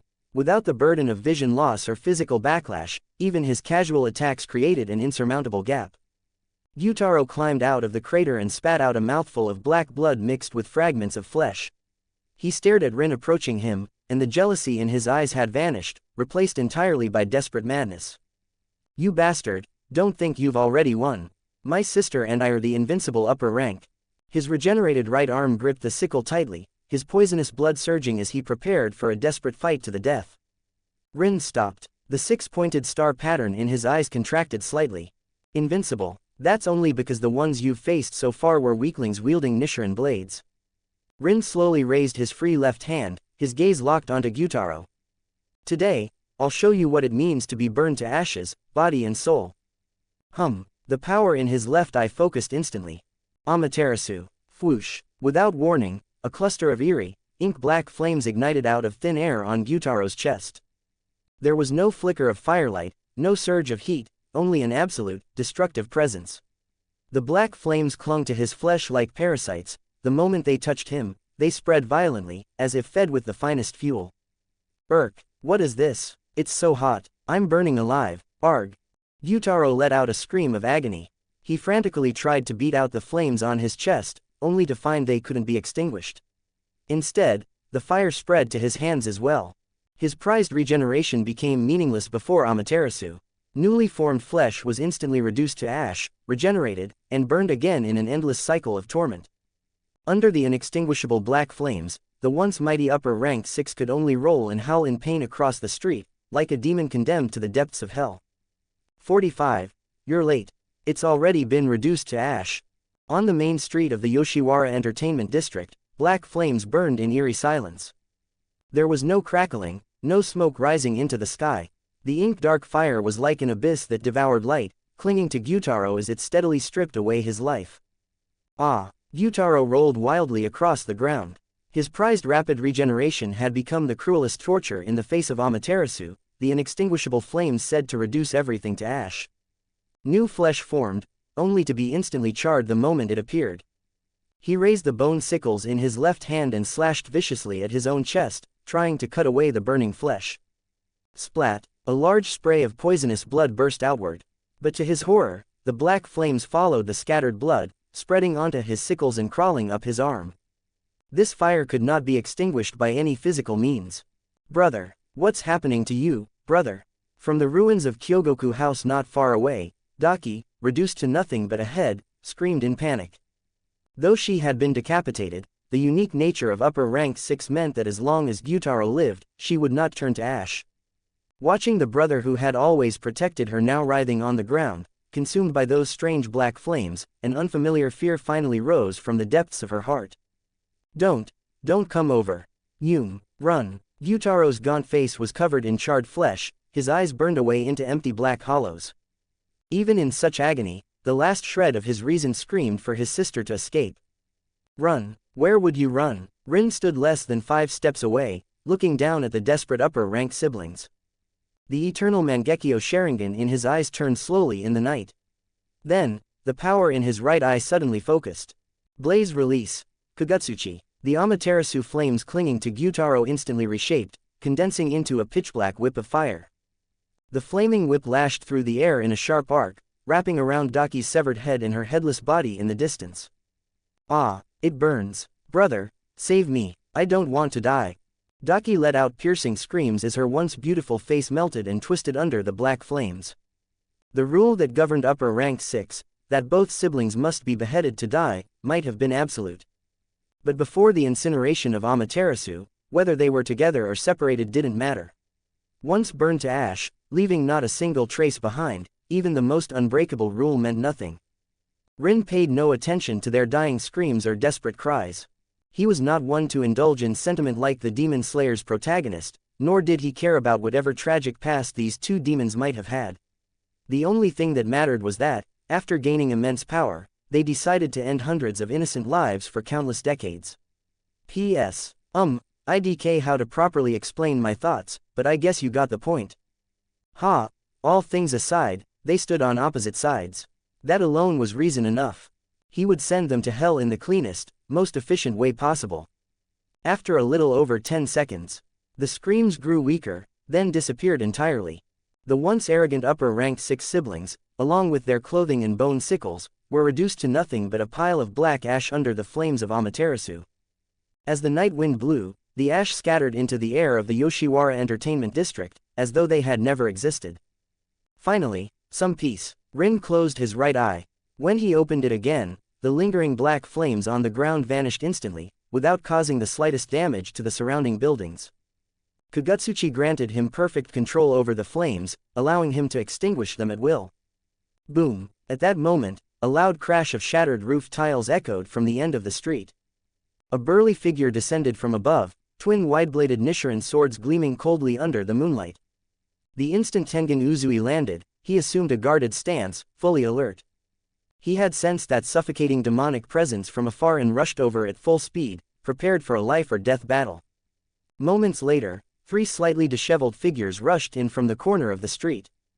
Tanjiro held his nichirin blade at the ready, while Zenitsu and Inosuke had already torn off their cumbersome kimonos. All 3 were breathing heavily, their eyes scanning the surroundings warily. "Mr. Rin, where's the upper rank?" Tanjiro asked, his nose twitching as he tried to locate the enemy. Rin turned to look at the 4 of them, who were braced for battle, then casually pointed at the pile of still-warm black ash at his feet. "You're late, it's already been reduced to ash." Tengen Uzui froze mid-stance, his sword still raised. He looked down at the ash, then at Rin, whose clothes were still pristine, whose breathing hadn't changed at all, and felt his mind go blank. "Dead, just like that." His voice rose involuntarily. "That was an upper rank. I hadn't even finished warming up, and you're telling me you wiped them out by yourself in just a few minutes?" Tanjiro was equally stunned. He had clearly sensed 2 incredibly powerful demonic auras just moments ago, far more oppressive than Enmu on the Mugen train. And yet, the battle had ended in less time than it took them to arrive. Otherwise, should I have kept them around for a midnight snack? Rin sheathed the Kusanagi sword with a crisp metallic sound. One was a decoration that only knew how to wave ribbons, and the other was a sickly freak who liked throwing sickles. Aside from being a bit persistent, they were nothing special. Hearing such a blunt assessment, Tengen Uzui swallowed hard. He had actually challenged someone like this before, completely unaware of the gap between them. A monster capable of dispatching an upper rank so effortlessly. If Rin had truly intended to kill him back then, it would have taken no more than an instant. Lord Tengen. At that moment, 3 figures stumbled out from the ruins at the far end of the street. They were covered in dust, with tear-streaked faces. Hinatsuru, Makio, and Suma, the three wives Tengen Uzui had sent to infiltrate the Yoshiwara entertainment district and who had been captured by Daki. With Daki's death, the blood demon art sashes binding them had naturally disappeared. Hinatsuru, Makio, Suma, Tengen Uzui immediately lowered his blades and strode forward, pulling the three women, now crying with relief, into his arms. For a brief moment, the sound Hashira, who always prided himself on being flamboyant and unshakable, felt his eyes grow moist. If Rin hadn't intervened tonight, with only Tengen Uzui and three rookies, facing the upper-ranked 6 siblings would have been a brutal battle, one that might have cost them their lives. Damn it, it's that guy showing off again. Zenitsu, standing off to the side, nearly ground his teeth to dust in jealousy. He squatted on the ground, pounding it repeatedly as he cursed, looking exactly like a resentful woman. Ding. Detected that the host has eliminated upper-ranked 6 of the 12 Kazuki Daki Gyutaro. You have completely ended the century-long nightmare of the Yoshiwara Entertainment District and significantly altered the tragic fate of the sound Hashira, Tengen Uzui, preventing the loss of his arm, blindness, and forced retirement. Congratulations. You have obtained 15,000 dimension points. The crisp system notification echoed in his mind, and a satisfied smile curved at the corner of Rin's lips. 15,000 points. As expected, the greater the change in fate, the more generous the reward. Although he had just spent 50,000 points to upgrade his eternal Mangekyo Sharingan, at this rate, he wouldn't need long to earn it back. Alright, that's enough. Stop clinging to each other. I'll leave the cleanup to you. I'm heading back to the Butterfly Mansion to get some sleep. Rin cut off Tengen Uzui's reunion and turned to leave the Yoshiwara Entertainment District. Rindono. Tengen Uzui released his wives and bowed deeply to Rin's back. All his usual frivolity vanished as he spoke in a solemn tone. I, Tengen Uzui, will never forget this debt. If you ever have need of me in the future, my life is yours to command. Rin waved a hand without turning around, leaving only a casual remark. Just take good care of your three wives. And if you ever come up with another ridiculous cross-dressing infiltration plan, I'll stuff that headband of yours into your mouth. The next morning, as the first rays of sunlight broke through the clouds and fell upon the Butterfly Mansion at the Demon Slayer Corps headquarters, Rin pushed open the courtyard gate. The moment he stepped into the front yard, he saw a slender purple figure standing beneath the corridor. Shinobu Kocho was dressed in a clean white medical coat, holding a tray filled with bottles and vials. When she saw the gate open, her steps halted. The morning light settled over Rin's shoulders. His black haori swayed gently in the breeze, his steps steady, his expression as relaxed as ever. There wasn't a trace of blood on him, and even his hair remained perfectly in place. The tension Shinobu had carried all night finally eased. She set the tray on a nearby wooden table and walked quickly toward him.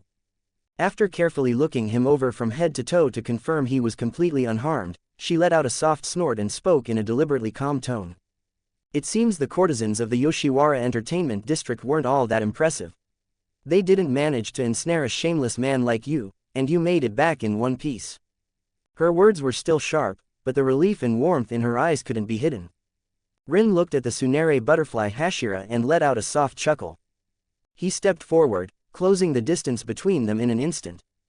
Before Shinobu Kocho could react, he lowered his head slightly and rested his chin on her shoulder. What are you doing? It's broad daylight, Aoi and the others could come out at any moment.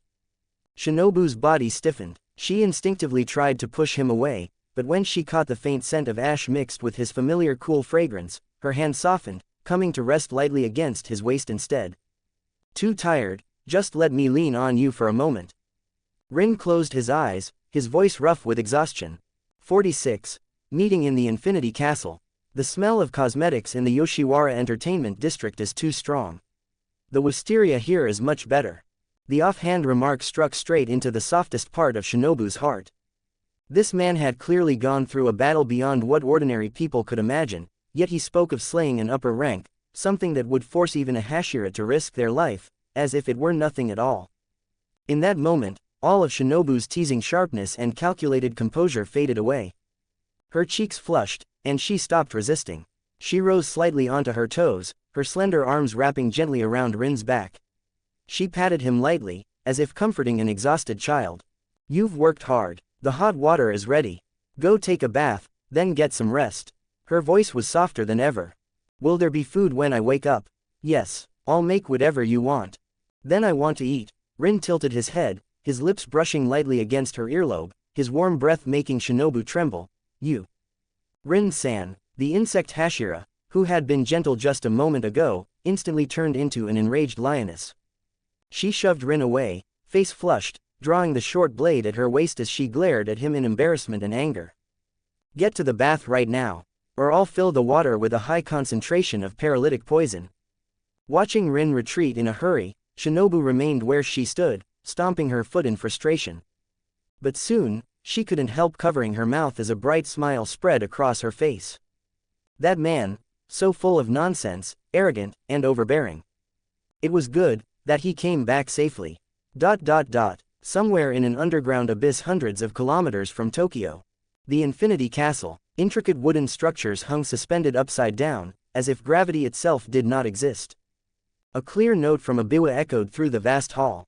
Nakame plucked the strings, ting. As space twisted and warped with the sound, several figures radiating terrifying pressure were forcibly summoned into this eerie domain.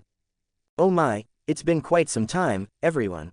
A young man with long platinum blonde hair, his head stained as if splashed with blood, broke the silence with a smile, casually fanning himself with a golden iron fan. His rainbow-colored eyes curved into crescents, his tone light and relaxed, as though greeting old friends at a gathering. Upper rank 2, Doma. He glanced around before fixing his gaze on a pink-haired young man nearby, stepping closer with feigned familiarity.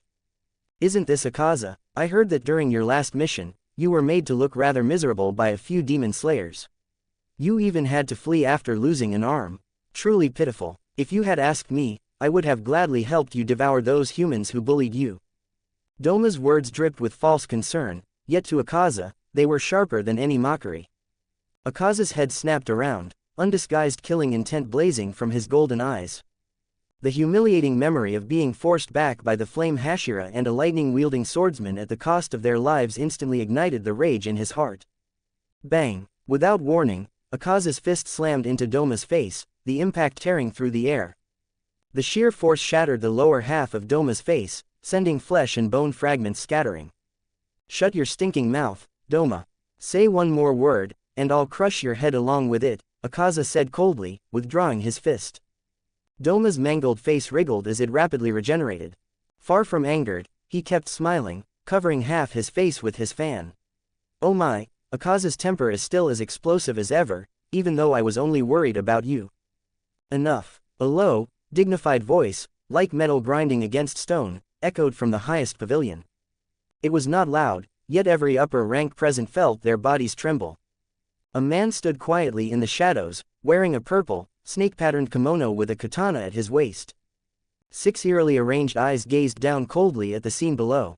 Upper rank 1, Kokushibo. Akaza, you have overstepped. If you are dissatisfied, you may request a blood battle to challenge your rank. Do not commit such an unsightly act here. Kokushibo spoke slowly, yet the sword intent emanating from him made Akaza's entire body tense instinctively. Akaza snorted, ignored Doma, and turned away. Just then, the sound of the biwa rang out once more. The surrounding wooden structures shifted and rearranged at high speed, eventually forming a wide walkway before them. At the end of the path stood a man in a black kimono, his face pale as paper, hands clasped behind his back. The air temperature dropped sharply, as if freezing. The upper ranks, who had each been lost in their own thoughts, immediately fell to one knee in unison at the sight of that figure, bowing their heads deeply. Lord Kibutsuji Muzan. Kibutsuji Muzan did not turn. His voice seemed to rise from the depths of hell, carrying an overwhelming, suffocating pressure. Daki and Gyutaro are dead. The moment those words fell, the demons kneeling below reacted in different ways. Eek, how terrifying. An upper rank was actually killed. Will I be next? It's too terrifying. An old man with horns protruding from his forehead and a frail, skeletal body collapsed to the ground, trembling violently, tears and snot streaming across the floor. Upper rank 4, Hantangu. Beside him, a grotesque creature emerging from a porcelain pot twisted its body in disbelief. How is that possible? That Gyutaro may have had poor taste, but his strength was real. How could he be killed by those lowly humans? Upper rank 5, Gyoko. Doma tapped his forehead with his iron fan, even squeezing out 2 tears from the corners of his eyes. Woo, how pitiful. Those 2 children worked so hard. Who could be so cruel as to kill them? Silence. Kibutsuji Muzan slowly turned around, his plumbered slit pupils sweeping coldly across those present. 113 years. This is the first time a vacancy has appeared among the upper ranks of the 12 Kazuki. Kibutsuji Muzan's tone was steeped in extreme displeasure and tyranny. You worthless trash, have you grown so comfortable that you've forgotten your duties? Failing to find the blue spider lily is one thing, but now you can't even deal with those insects from the Demon Slayer Corps. None of the upper ranks dared to even breathe. Muzan's gaze finally settled on Akaza. Akaza, based on the information you brought back last time, the Hashira of the Demon Slayer Corps appear to have mastered a technique that allows them to temporarily overdraw their vitality in exchange for increased combat power. The technique Muzan referred to was naturally the Demon Slayer mark that had appeared on Kyojuro Rengoku's face, which he had seen within Akaza's memories that had been tampered with by Rin. In Muzan's reasoning, while upper rank 6 was not weak, it was far from top tier. Since the Flame Hashira could unleash that level of strength, if the Demon Slayer Corps had dispatched 2 or 3 Hashira to work together, combined with that life-consuming fighting style, it would indeed be possible to wear down the careless Gyutaro and his sister. He would never have imagined that the one who killed upper rank 6 was a monster who didn't even need to draw a nichirin blade, and who could casually reduce Gyutaro to ashes with black flames. Amaterasu had burned them too thoroughly, leaving Muzan unable to read Gyutaro and Daki's memories through their cells before death. Rin's strategy of playing the long game to reel in a bigger catch had worked perfectly on this suspicious and arrogant Demon King. The Demon Slayer mark, that accursed thing has appeared once again. A trace of barely perceptible gloom flickered deep within Kibutsuji Muzan's eyes, lingering trauma left by Sugikuni Yorichi centuries ago. He would not tolerate the existence of anything that could threaten his life. Even the slightest spark had to be extinguished completely. Since the Demon Slayers have begun operating in groups, there is no longer any need for you to hunt alone. Muzan stepped forward, issuing new orders. Gyoko, you mentioned earlier that you had discovered clues regarding the Demon Slayer Corps Swordsmith Village. 47. Even Newton would weep. Hearing his name, Gyoko, emerging from his pot, immediately rubbed his hands together excitedly, his misplaced facial features twisting into a sycophantic grin. Yes, Lord Muzan, my pot detected a hidden valley. While it hasn't been fully confirmed, there is the scent of a large quantity of high-quality ore there. 9 times out of 10, it is the place where those demon slayers forged their swords. Very well. Muzan's voice turned cold. Hantengu, go with Gyoko. Once the location is confirmed, raze that village to the ground. Kill every swordsmith. Without their nichirin blades, those demon slayers will be like snakes with their fangs pulled out, left to be slaughtered by us. Understood, Lord Kibutsuji Muzan. Gyoko accepted the order eagerly. Hantengu trembled as he kowtowed. Why yes, I will carry out your command. After arranging the plan to destroy their source of weapons, Muzan's gaze shifted to the others. Doma, I'm here. Does Lord Muzan have any instructions? Doma waved his fan and looked up with a smile. Go and investigate the background of that boy with the Hanafuda earrings who has been active within the Demon Slayer Corps recently, as well as that black-haired swordsman who uses lightning. In Muzan's mind, the image of the young man in the black houri from Akaza's memories surfaced.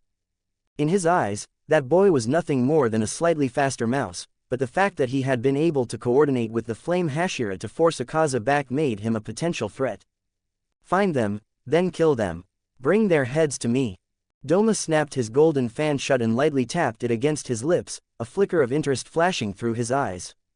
A swordsman who uses lightning. Sounds like his meat would have quite an electrifying taste. No problem, Lord Muzan.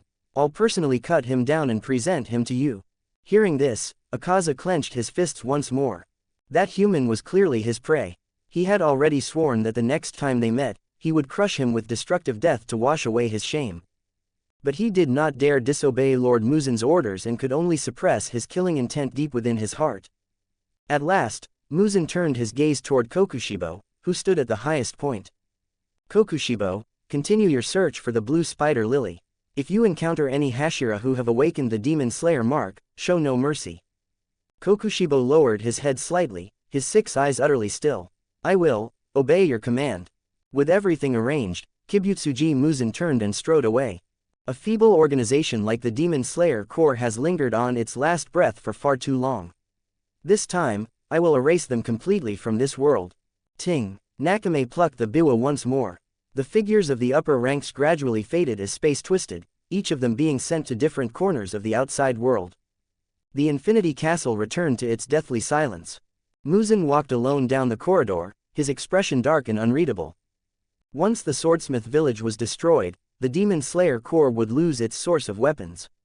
Then, by dispatching a fighter on Doma's level to hunt down the most outstanding among them, even if the Demon Slayer Corps had truly mastered the Demon Slayer mark, it would make no difference.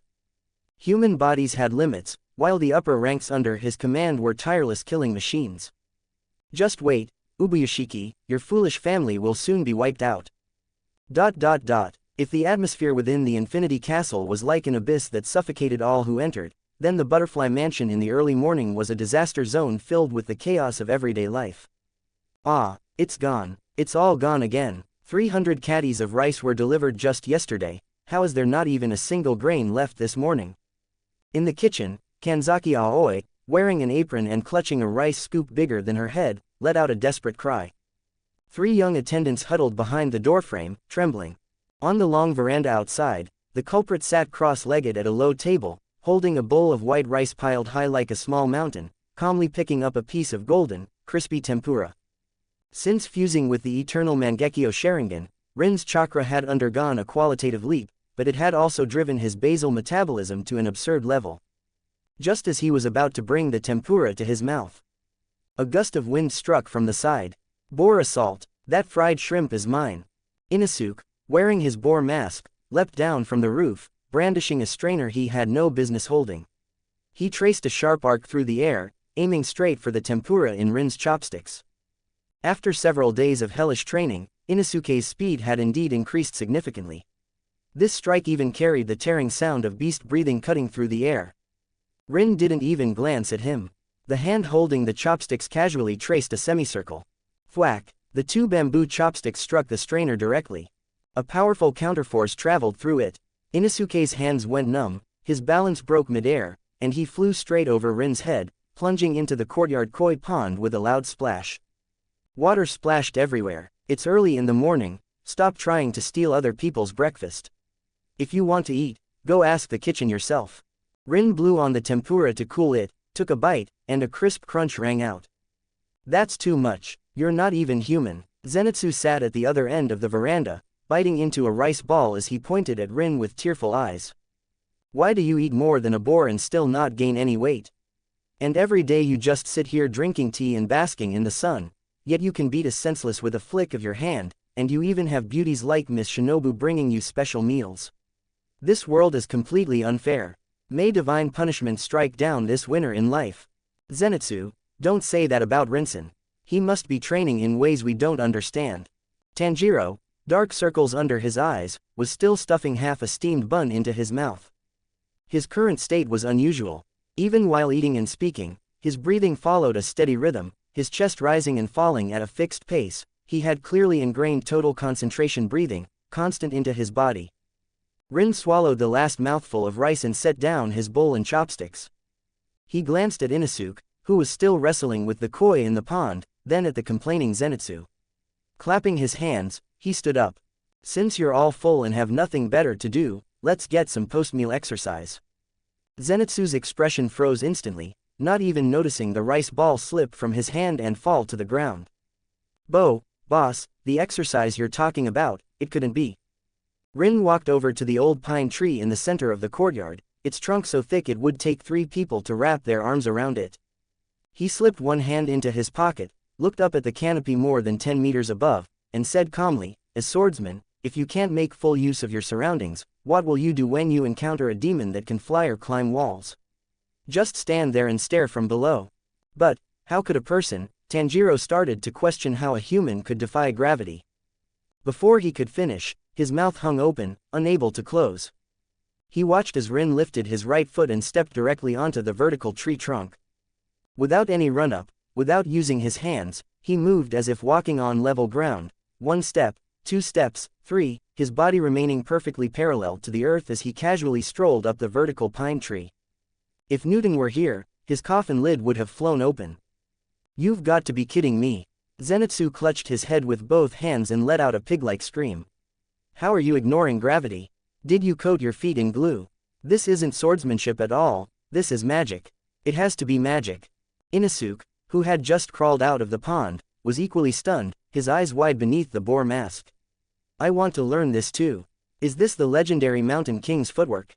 Rin reached a thick branch, flipped over, and planted his feet on its underside, hanging upside down like a bat. Crossing his arms, he looked down at the 3 stunned boys below.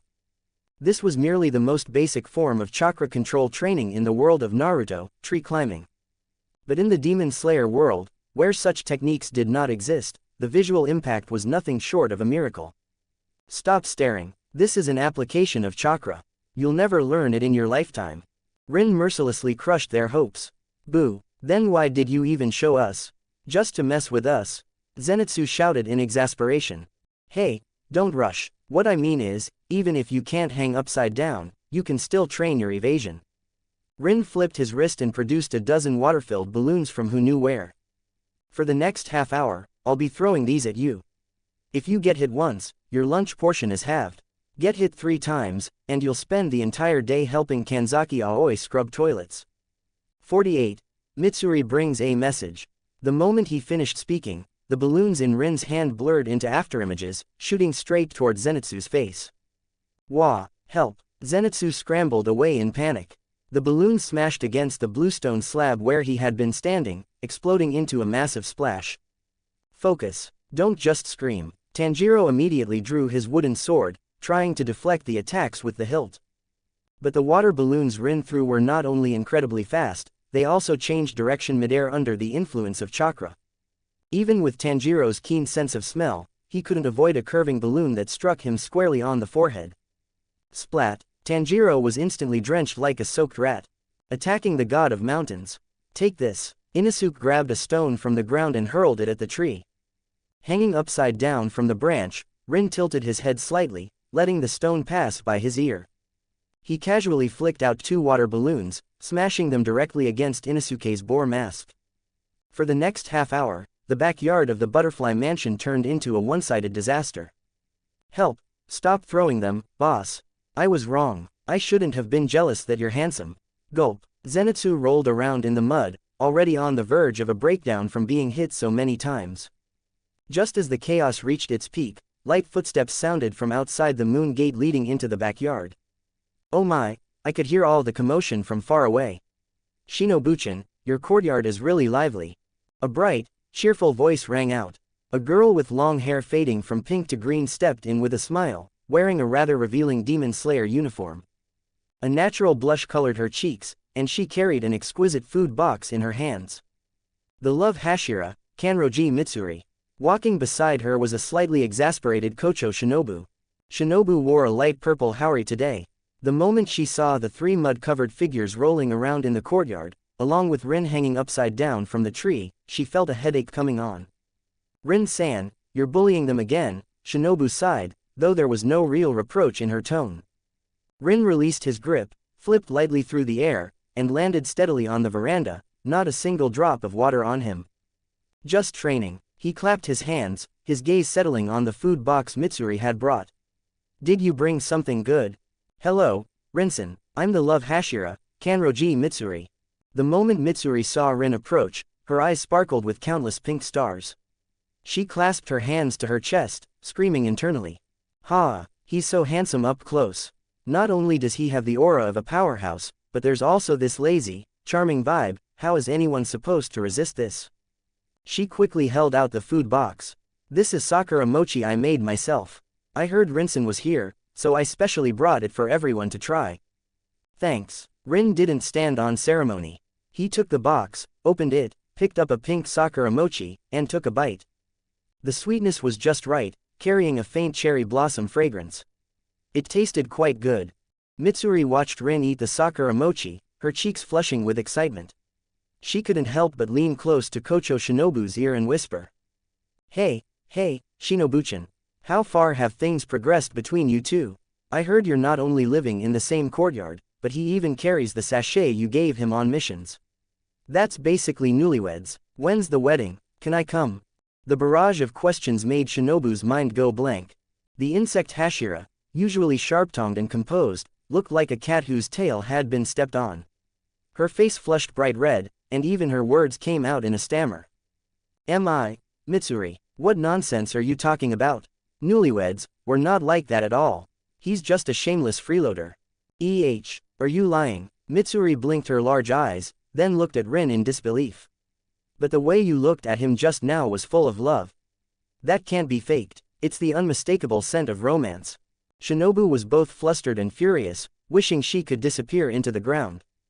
Just as she was about to argue back, a strong arm suddenly wrapped around her shoulders. Rin casually pulled her into his embrace. With his other hand, still holding the half-eaten sakura mochi, he brought it to Shinobu's lips. Don't listen to her nonsense. Rin glanced at Mitsuri, a sly smile curling at the corner of his mouth. We're not newlyweds, we're still in the passionate stage of our relationship. Boom, it was as if a bomb had gone off in Kocho Shinobu's mind. Her entire body stiffened on the spot. She instinctively opened her mouth, and Rin seized the moment to stuff the sakura mochi in. Wah! Kanroji Mitsuri covered her cheeks with both hands, practically steaming as 2 puffs of hot air burst from her nose. The sudden display left her dizzy. Overwhelmed by the sheer sweetness, she stomped her feet in place. It's too sweet. This is way too sweet. It's 100 times sweeter than the sakura mochi I made. Woo wuu, I want to fall in love too. I want a bold, overbearing boyfriend like this. Mitsuri cried out, completely immersed in her own pink fantasies, even tearing up from excitement. Zenitsu, who had just climbed back up from the courtyard, saw this scene and took another devastating blow. His eyes rolled back, and he collapsed, foaming at the mouth. Tanjiro rushed over and pressed his philtrum. Zenitsu, hang in there, Zenitsu. Shinobu finally snapped back to her senses. She bit down hard on the sakura mochi in her mouth, shoved Rin's arm away in embarrassment and anger, and stomped hard on his leather boot. You shameless liar, shut up. She turned and ran without looking back, leaving only an exasperated shout behind her. Don't expect to eat lunch today. I'm going to the kitchen and dumping all your food for the pigs. Watching Kocho Shinobu's retreating figure, as well as the love Hashira beside him still starry-eyed, Rin couldn't help but chuckle. Teasing this easily flustered butterfly was far more entertaining than dealing with those dull demons. Rinsen, Mitsuri wiped the tears from the corners of her eyes, suddenly recalling her real purpose. Her expression turned slightly more serious. Actually, besides delivering the sakura mochi, I also came to pass along a message from Oyakata-sama. Rin's smile faded as he turned to look at her. Oyakata-sama said that, based on the latest intelligence gathered by the Kikushi, traces of demons have been found in a remote mountain forest to the northeast. Mitsuri swallowed, her tone growing heavy. That's where the swordsmith village is located. And it seems the 12 Kazuki are gathering in that direction as well. At the mention of the swordsmith village, a deep glint flickered in Rin's eyes. That big fish, Muzan, had finally taken the bait. Understood. Rin brushed the crumbs from his hands, his gaze passing over the courtyard wall toward the northeastern horizon. Tell Oyakata-sama to prepare logistics and the corpse retrieval team. This time, I'll make sure every upper rank that dares to show up there is stripped to the bone. 49. A ninja doesn't dampen his senses. Kanroji Mitsuri skipped away from the butterfly mansion, carrying a half-empty food box, a satisfied and gossip-loving smile on her face. As a Hashira, she had her own territory to patrol.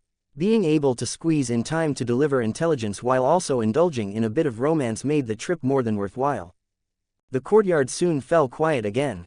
Rin withdrew his gaze and looked over at Zenitsu, who was still sprawled on the ground pretending to be dead, as well as the confused Tanjiro and Inosuke nearby. Stop lying there. Get up and pack your things. Rin tapped the stone slab at his feet with his toe, producing a sharp sound. You have half an hour. Bring a change of clothes and your weapons, then meet at the main gate. Tanjiro froze for a moment before instinctively touching the nichirin blade at his waist. Rinsen, are we going to the swordsmith village as well? During the battle aboard the Mugen train, his blade had suffered several chips from cutting through the hard carriage to save people. Although it was still usable, if they were to face the 12 Kazuki, such a damaged weapon would undoubtedly become a fatal weakness. What, are you planning to fight an upper rank with a fire poker? Rin said bluntly, all of your blades need to be reforged anyway, so you might as well go. Besides, if you're lucky enough to run into the vermin Muzan sends, you can treat them as training. TR training, Using upper ranks as training, Zenitsu, who had been playing dead, shot upright like a spring, clutching his head in terror. I'm not going. Even if you beat me to death, I'm not going. That swordsmith village sounds like it's deep in the mountains. If I get cornered there by an upper rank, there won't even be bones left of me. I'd rather stay at the butterfly mansion and help Aoi with the laundry. You don't have a choice. Rin's gaze turned cold, a trace of unquestionable pressure flashing through his pitch-black eyes. Either you walk there yourself, or I break your legs and have the Kikuchi carry you. Your pick. Wah. He's more grumpy than my grandpa.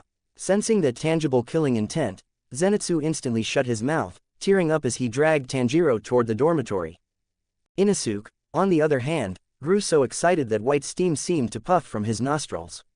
Waving his two chipped swords, he shouted about going to the village to challenge the strongest swordsmith. After dismissing the three of them, Rin turned and walked down the corridor, heading straight for the private medical room deep within the butterfly mansion. Pushing the door open, a rich, fresh scent of medicinal herbs greeted him. Kocho Shinobu stood at the workbench, carefully packing several vials of differently colored concentrated medicine into a small black leather leg pouch. Hearing the door open, she didn't turn around, though her movements quickened slightly. Leaving, her voice was calm, betraying no emotion. Yeah, going to pull a few of Muzan's fangs. Rin walked over and leaned against the edge of the workbench, watching as she neatly sorted bandages, hemostatic powder, and antidotes. The Swordsmith Village is the lifeline of the Demon Slayer Corps. Its location is highly confidential, not even the Hashira know its exact whereabouts. Since Muzan has found it, he must have sent elites with specialized tracking methods or spatial blood demon arts. Shinobu turned and handed him the packed medical pouch. She looked up, her deep violet eyes meeting his. This is a broad-spectrum antidote I formulated using the latest wisteria extract. It can suppress the toxins of most demons. There's also a high-concentration coagulant. Even if it's hard for a monster like you to get hurt, it's better to have it just in case. Rin took the pouch and weighed it in his hand. It was heavy, not just with medicine, but with all the concern of the woman standing before him. He didn't respond to her careful instructions. Instead, he suddenly reached out, his fingertips gently brushing the faint dark circles beneath Shinobu's eyes, traces left by days of staying up late to prepare medicine. Don't keep staying up all night in the lab while I'm gone. If you've lost weight by the time I get back, I'll tie you to the bed and force-feed you. Rin's tone was as casual and overbearing as ever. Shinobu's cheeks warmed slightly. She instinctively wanted to turn her head away from his touch, but in the end, she didn't move. HMPH. Stop being so full of yourself. I'm in charge of the butterfly mansion, I have countless injured to treat every day. Where would I find the time to stay up late like that? She muttered, biting her lip. Then, as if making up her mind, she reached out and grabbed his wrist. Rin. She called his name, her eyes more serious than ever. Even if you have the strength to kill an upper rank instantly, I've read the ancient records of the Demon Slayer Corps. The higher-ranking members of the 12 Kazuki have existed for centuries. Their blood demon arts are bizarre and unpredictable. I won't allow you to underestimate them. Seeing her tense expression, Rin closed his hand around hers, a faint smile tugging at his lips. Don't worry, the demon capable of killing me hasn't been born yet in this world. He lowered his head and pressed a light kiss to her forehead, as gentle as a falling feather. Take care of things here. Wait for me to come back for dinner. Without any drawn-out farewell, Rin fastened the medical pouch at his waist, turned, and strode out of the medical room. Watching his departing figure, Kocho Shinobu took a deep breath and pressed a hand to her chest, feeling the steady, powerful rhythm of her heartbeat. What an impossible bastard to refuse. Half an hour later, outside the main gate of the butterfly mansion. The three fully armed cockroaches were already lined up with their packs on their backs. Tanjiro carried the wooden box containing Nezuko, looking full of energy. Zenitsu's face was written with pure despair, as if he had already given up on life. Inosuke, wearing his boar mask, paced back and forth restlessly. Standing before them was a logistics member of the Demon Slayer Corps Kikuchi. His name was Goto. Most of his face was covered, and he looked extremely nervous. Rin-sama, Tanjiro. Goto swallowed hard, pulling out several thick black cloth strips and a few strange nose plugs from the cloth bag on his back. Bracing himself, he spoke. According to the highest confidentiality regulations of the Demon Slayer Corps, anyone heading to the swordsmith village, regardless of rank, must be blindfolded and have their ears and noses blocked. Then, members of the Kikushi will transport you in stages, constantly switching guides along the way to ensure the village's location is never revealed. As he spoke, Goto glanced at Rin's half-smiling expression, and his legs began to tremble. Was this a joke? Asking this monster, this man who had once pinned all the Hashira to the ground during the Hashira meeting, to wear a blindfold and nose plugs and be carried around like cargo? He had no doubt that the moment he insisted, he would be cut in half with a single stroke. As expected, Rin looked at the confidentiality kit in Goto's hands and let out a cold laugh. A blindfold, nose plugs. Rin gripped the hilt of his Kusanagi sword with one hand, his cold gaze sweeping over Goto. Your master personally promised me the position of Special Executive Officer, exempt from all core regulations. And now you want to transport me like cargo, blind and helpless. Do you really think those rules apply to me? Goto was so frightened that he dropped to his knees on the spot, cold sweat soaking his back. Lord Rin, please calm down. I would never dare offend you. It's just that the rules of the swordsmith village have been passed down for centuries. If they're broken, it will be difficult to explain to Oyakata-sama. There's nothing difficult to explain. Rin's tone was absolute. Since Muzan has already found a trace of the swordsmith village, your so-called secrecy measures are nothing but a joke. I'll say this once, either hand over the map, or you lead the way. As for the blindfolds, his gaze flicked toward Tanjiro and the other two, still standing there in confusion. Just put them on those three. Their brains aren't exactly reliable anyway, they won't remember the route. Why do only we have to wear them? Zenitsu screamed in despair. 50. The swordsmith village. But to Goto, this felt like a pardon from death. How could he dare argue any further? He scrambled to his feet, hurriedly fastening the blindfolds and nose plugs onto Tanjiro and the others, then respectfully gestured for Rin to proceed. Lord Rin, please stay close. This part of the route is quite complicated. We'll need to cross several mountains. Just lead the way. Enough talking. And so, a rather strange procession set off. Goto took the lead, carrying the bound and sensory-blocked Tanjiro as he dashed through the forest. Zenitsu and Inosuke were similarly carried and relayed between other Kikushi members along the way. As for Rin, he followed behind at an unhurried pace, as if he were simply out for a leisurely walk. No matter how the Kikushi demonstrated their stealth techniques, weaving through pathless mountains and forests while constantly changing routes and guides, Rin remained within 5 meters of them at all times. Not even his breathing was disturbed. Under the Sharingan's perception, this seemingly labyrinthine path was as clear as a straight line drawn across blank paper. Time passed quickly during the journey. Day and night blurred together. When they finally crossed the last mountain ridge shrouded in dense fog, a faint scent of sulfur, mixed with the warmth of hot springs, drifted toward them. Lord Rin, we've arrived. The Kikushi responsible for the final leg stopped and removed the blindfolds and nose plugs from Tanjiro and the others.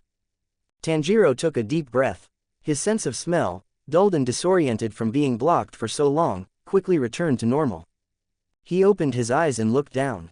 Nestled within the surrounding mountains, a neatly arranged village lay quietly at the bottom of the basin. White steam rose throughout the village, the unmistakable sign of natural hot springs. Deeper within, several tall chimneys continuously spat out sparks, and the faint, rhythmic clang of hammering echoed through the valley day and night. This place was the cornerstone of the Demon Slayer Corps battle against demons, the birthplace of every nichirin blade. The Swordsmith Village. What an incredible village. The air is filled with the scent of burning iron and charcoal. Tanjiro exclaimed. Rin stood at the edge of the cliff, looking down at the quiet village from above. To ordinary eyes, it was a peaceful haven. But through Rin's Sharingan, an extremely subtle presence had already begun to spread through the mountain forests surrounding the village. It seems those rats can't wait to join the game anymore. The cold wind at the edge of the cliff swept past as Rin withdrew his gaze from the distant forest. The scarlet in his eyes faded, returning to a deep, pitch-black calm. Although the Sharingan had already picked up faint traces of demonic presence along the outskirts of the valley, the aura was scattered and carefully concealed. It was clear that the scouts sent by Kibutsuji Muzan were still probing the perimeter, with no intention of launching a full-scale assault just yet. Since the prey is still preparing for battle, there's no reason for us hunters to stand here freezing in the wind. Rin stretched, turned around, and patted Tanjiro on the shoulder.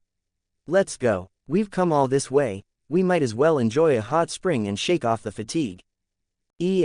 Aren't we here to repair our swords? Tanjiro blinked in confusion. Sword repair is the swordsmith's job. What does that have to do with you? Rin couldn't be bothered to explain the concept of balancing work and rest, and strode down the mountain path. Goto of the Kikuchi had already completed his task of guiding them. After giving a respectful bow, he quickly vanished into the forest. Descending the winding stone steps, the closer they got to the bottom of the basin, the stronger the scent of sulfur and iron became. The surrounding trees, warmed by the natural hot springs, were shrouded in a thin veil of white mist, giving the place an almost ethereal atmosphere. As the four of them stepped onto the main road of the swordsmith village, a group of villagers wearing Hayatoko masks approached them. Seeing Rin walking at the front, a short elderly man leaning on a cane immediately hurried forward, his voice beneath the mask filled with enthusiasm and respect. "Oh my, what an honored guest. I never expected the special executive officer personally appointed by Oyakata-sama, Rin-sama, to visit us. I am the head of the swordsmith village, Tekken Tekikawahara. Please forgive me for not coming to welcome you sooner." Although the old village chief barely reached Rin's waist, as the one responsible for the Demon Slayer Corp's weapon supply, his status was no less than that of the Hashira. Rin glanced down at the frail-looking old man, who seemed like he might be blown away by the wind at any moment, and waved his hand casually. "No need for formalities, Tekikawahara-san. I mainly came to reforge the scrap metal these three brats are carrying. And I heard the hot springs in Matsutake rice here are good, so I figured I'd take a little vacation." "No problem at all, no problem at all. It is the swordsmith village's honor to serve you." Village Chief Tekken nodded repeatedly.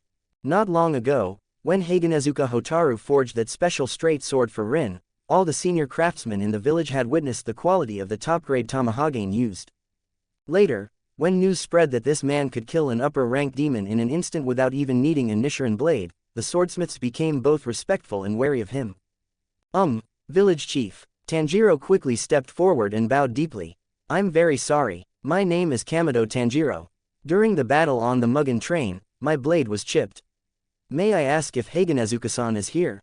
I would like to apologize to him in person and ask him to repair my sword." At the mention of the name, Hagenezuka, the surrounding swordsmiths wearing Hayatoko masks all shuddered at once. Village Chief Tekken sighed and tapped his cane against the ground. "That fellow, when he heard you broke your sword, he got so angry he grabbed 2 kitchen knives and went around the village looking for you to fight. When he couldn't find you, he ran off into the mountains and started a hunger strike. We haven't been able to find him since." "A hunger strike?" Tanjiro broke out in a cold sweat, swallowing nervously. "Forget about him, he'll come crawling back once he gets hungry enough." Rin cut off the pointless discussion. "Old man, prepare the largest guest room you have and bring out your most expensive dishes. We've come a long way, my stomach's already empty." "It's all ready. Please follow me, Rin-sama." Under the village chief's personal guidance, they passed through the clanging workshops and arrived at a high-end Japanese-style room halfway up the mountain, with an excellent view. Sliding the door open, they found the tatami already laid out with a lavish meal. Grilled matsutake mushrooms releasing an enticing aroma, top-grade wagyu sashimi marbled like snowflakes, and several jars of sake brewed from mountain spring water. "Wow, it looks amazing." Inosuke ignored all etiquette, yanking off his boar mask and tossing it aside. Barekested, he rushed to the table, grabbed a slice of wagyu, and stuffed it into his mouth, mumbling as he chewed, "So good. I've never had meat this tender before." Zenitsu didn't even bother complaining about his aching legs. His eyes lit up as he picked up his chopsticks. "Woo-woo-woo, going out with the boss is the best. This food is 100 times better than the patient meals at the Butterfly Mansion." 12 Advanced Chapters. Patreon, Slept 01. To be continued.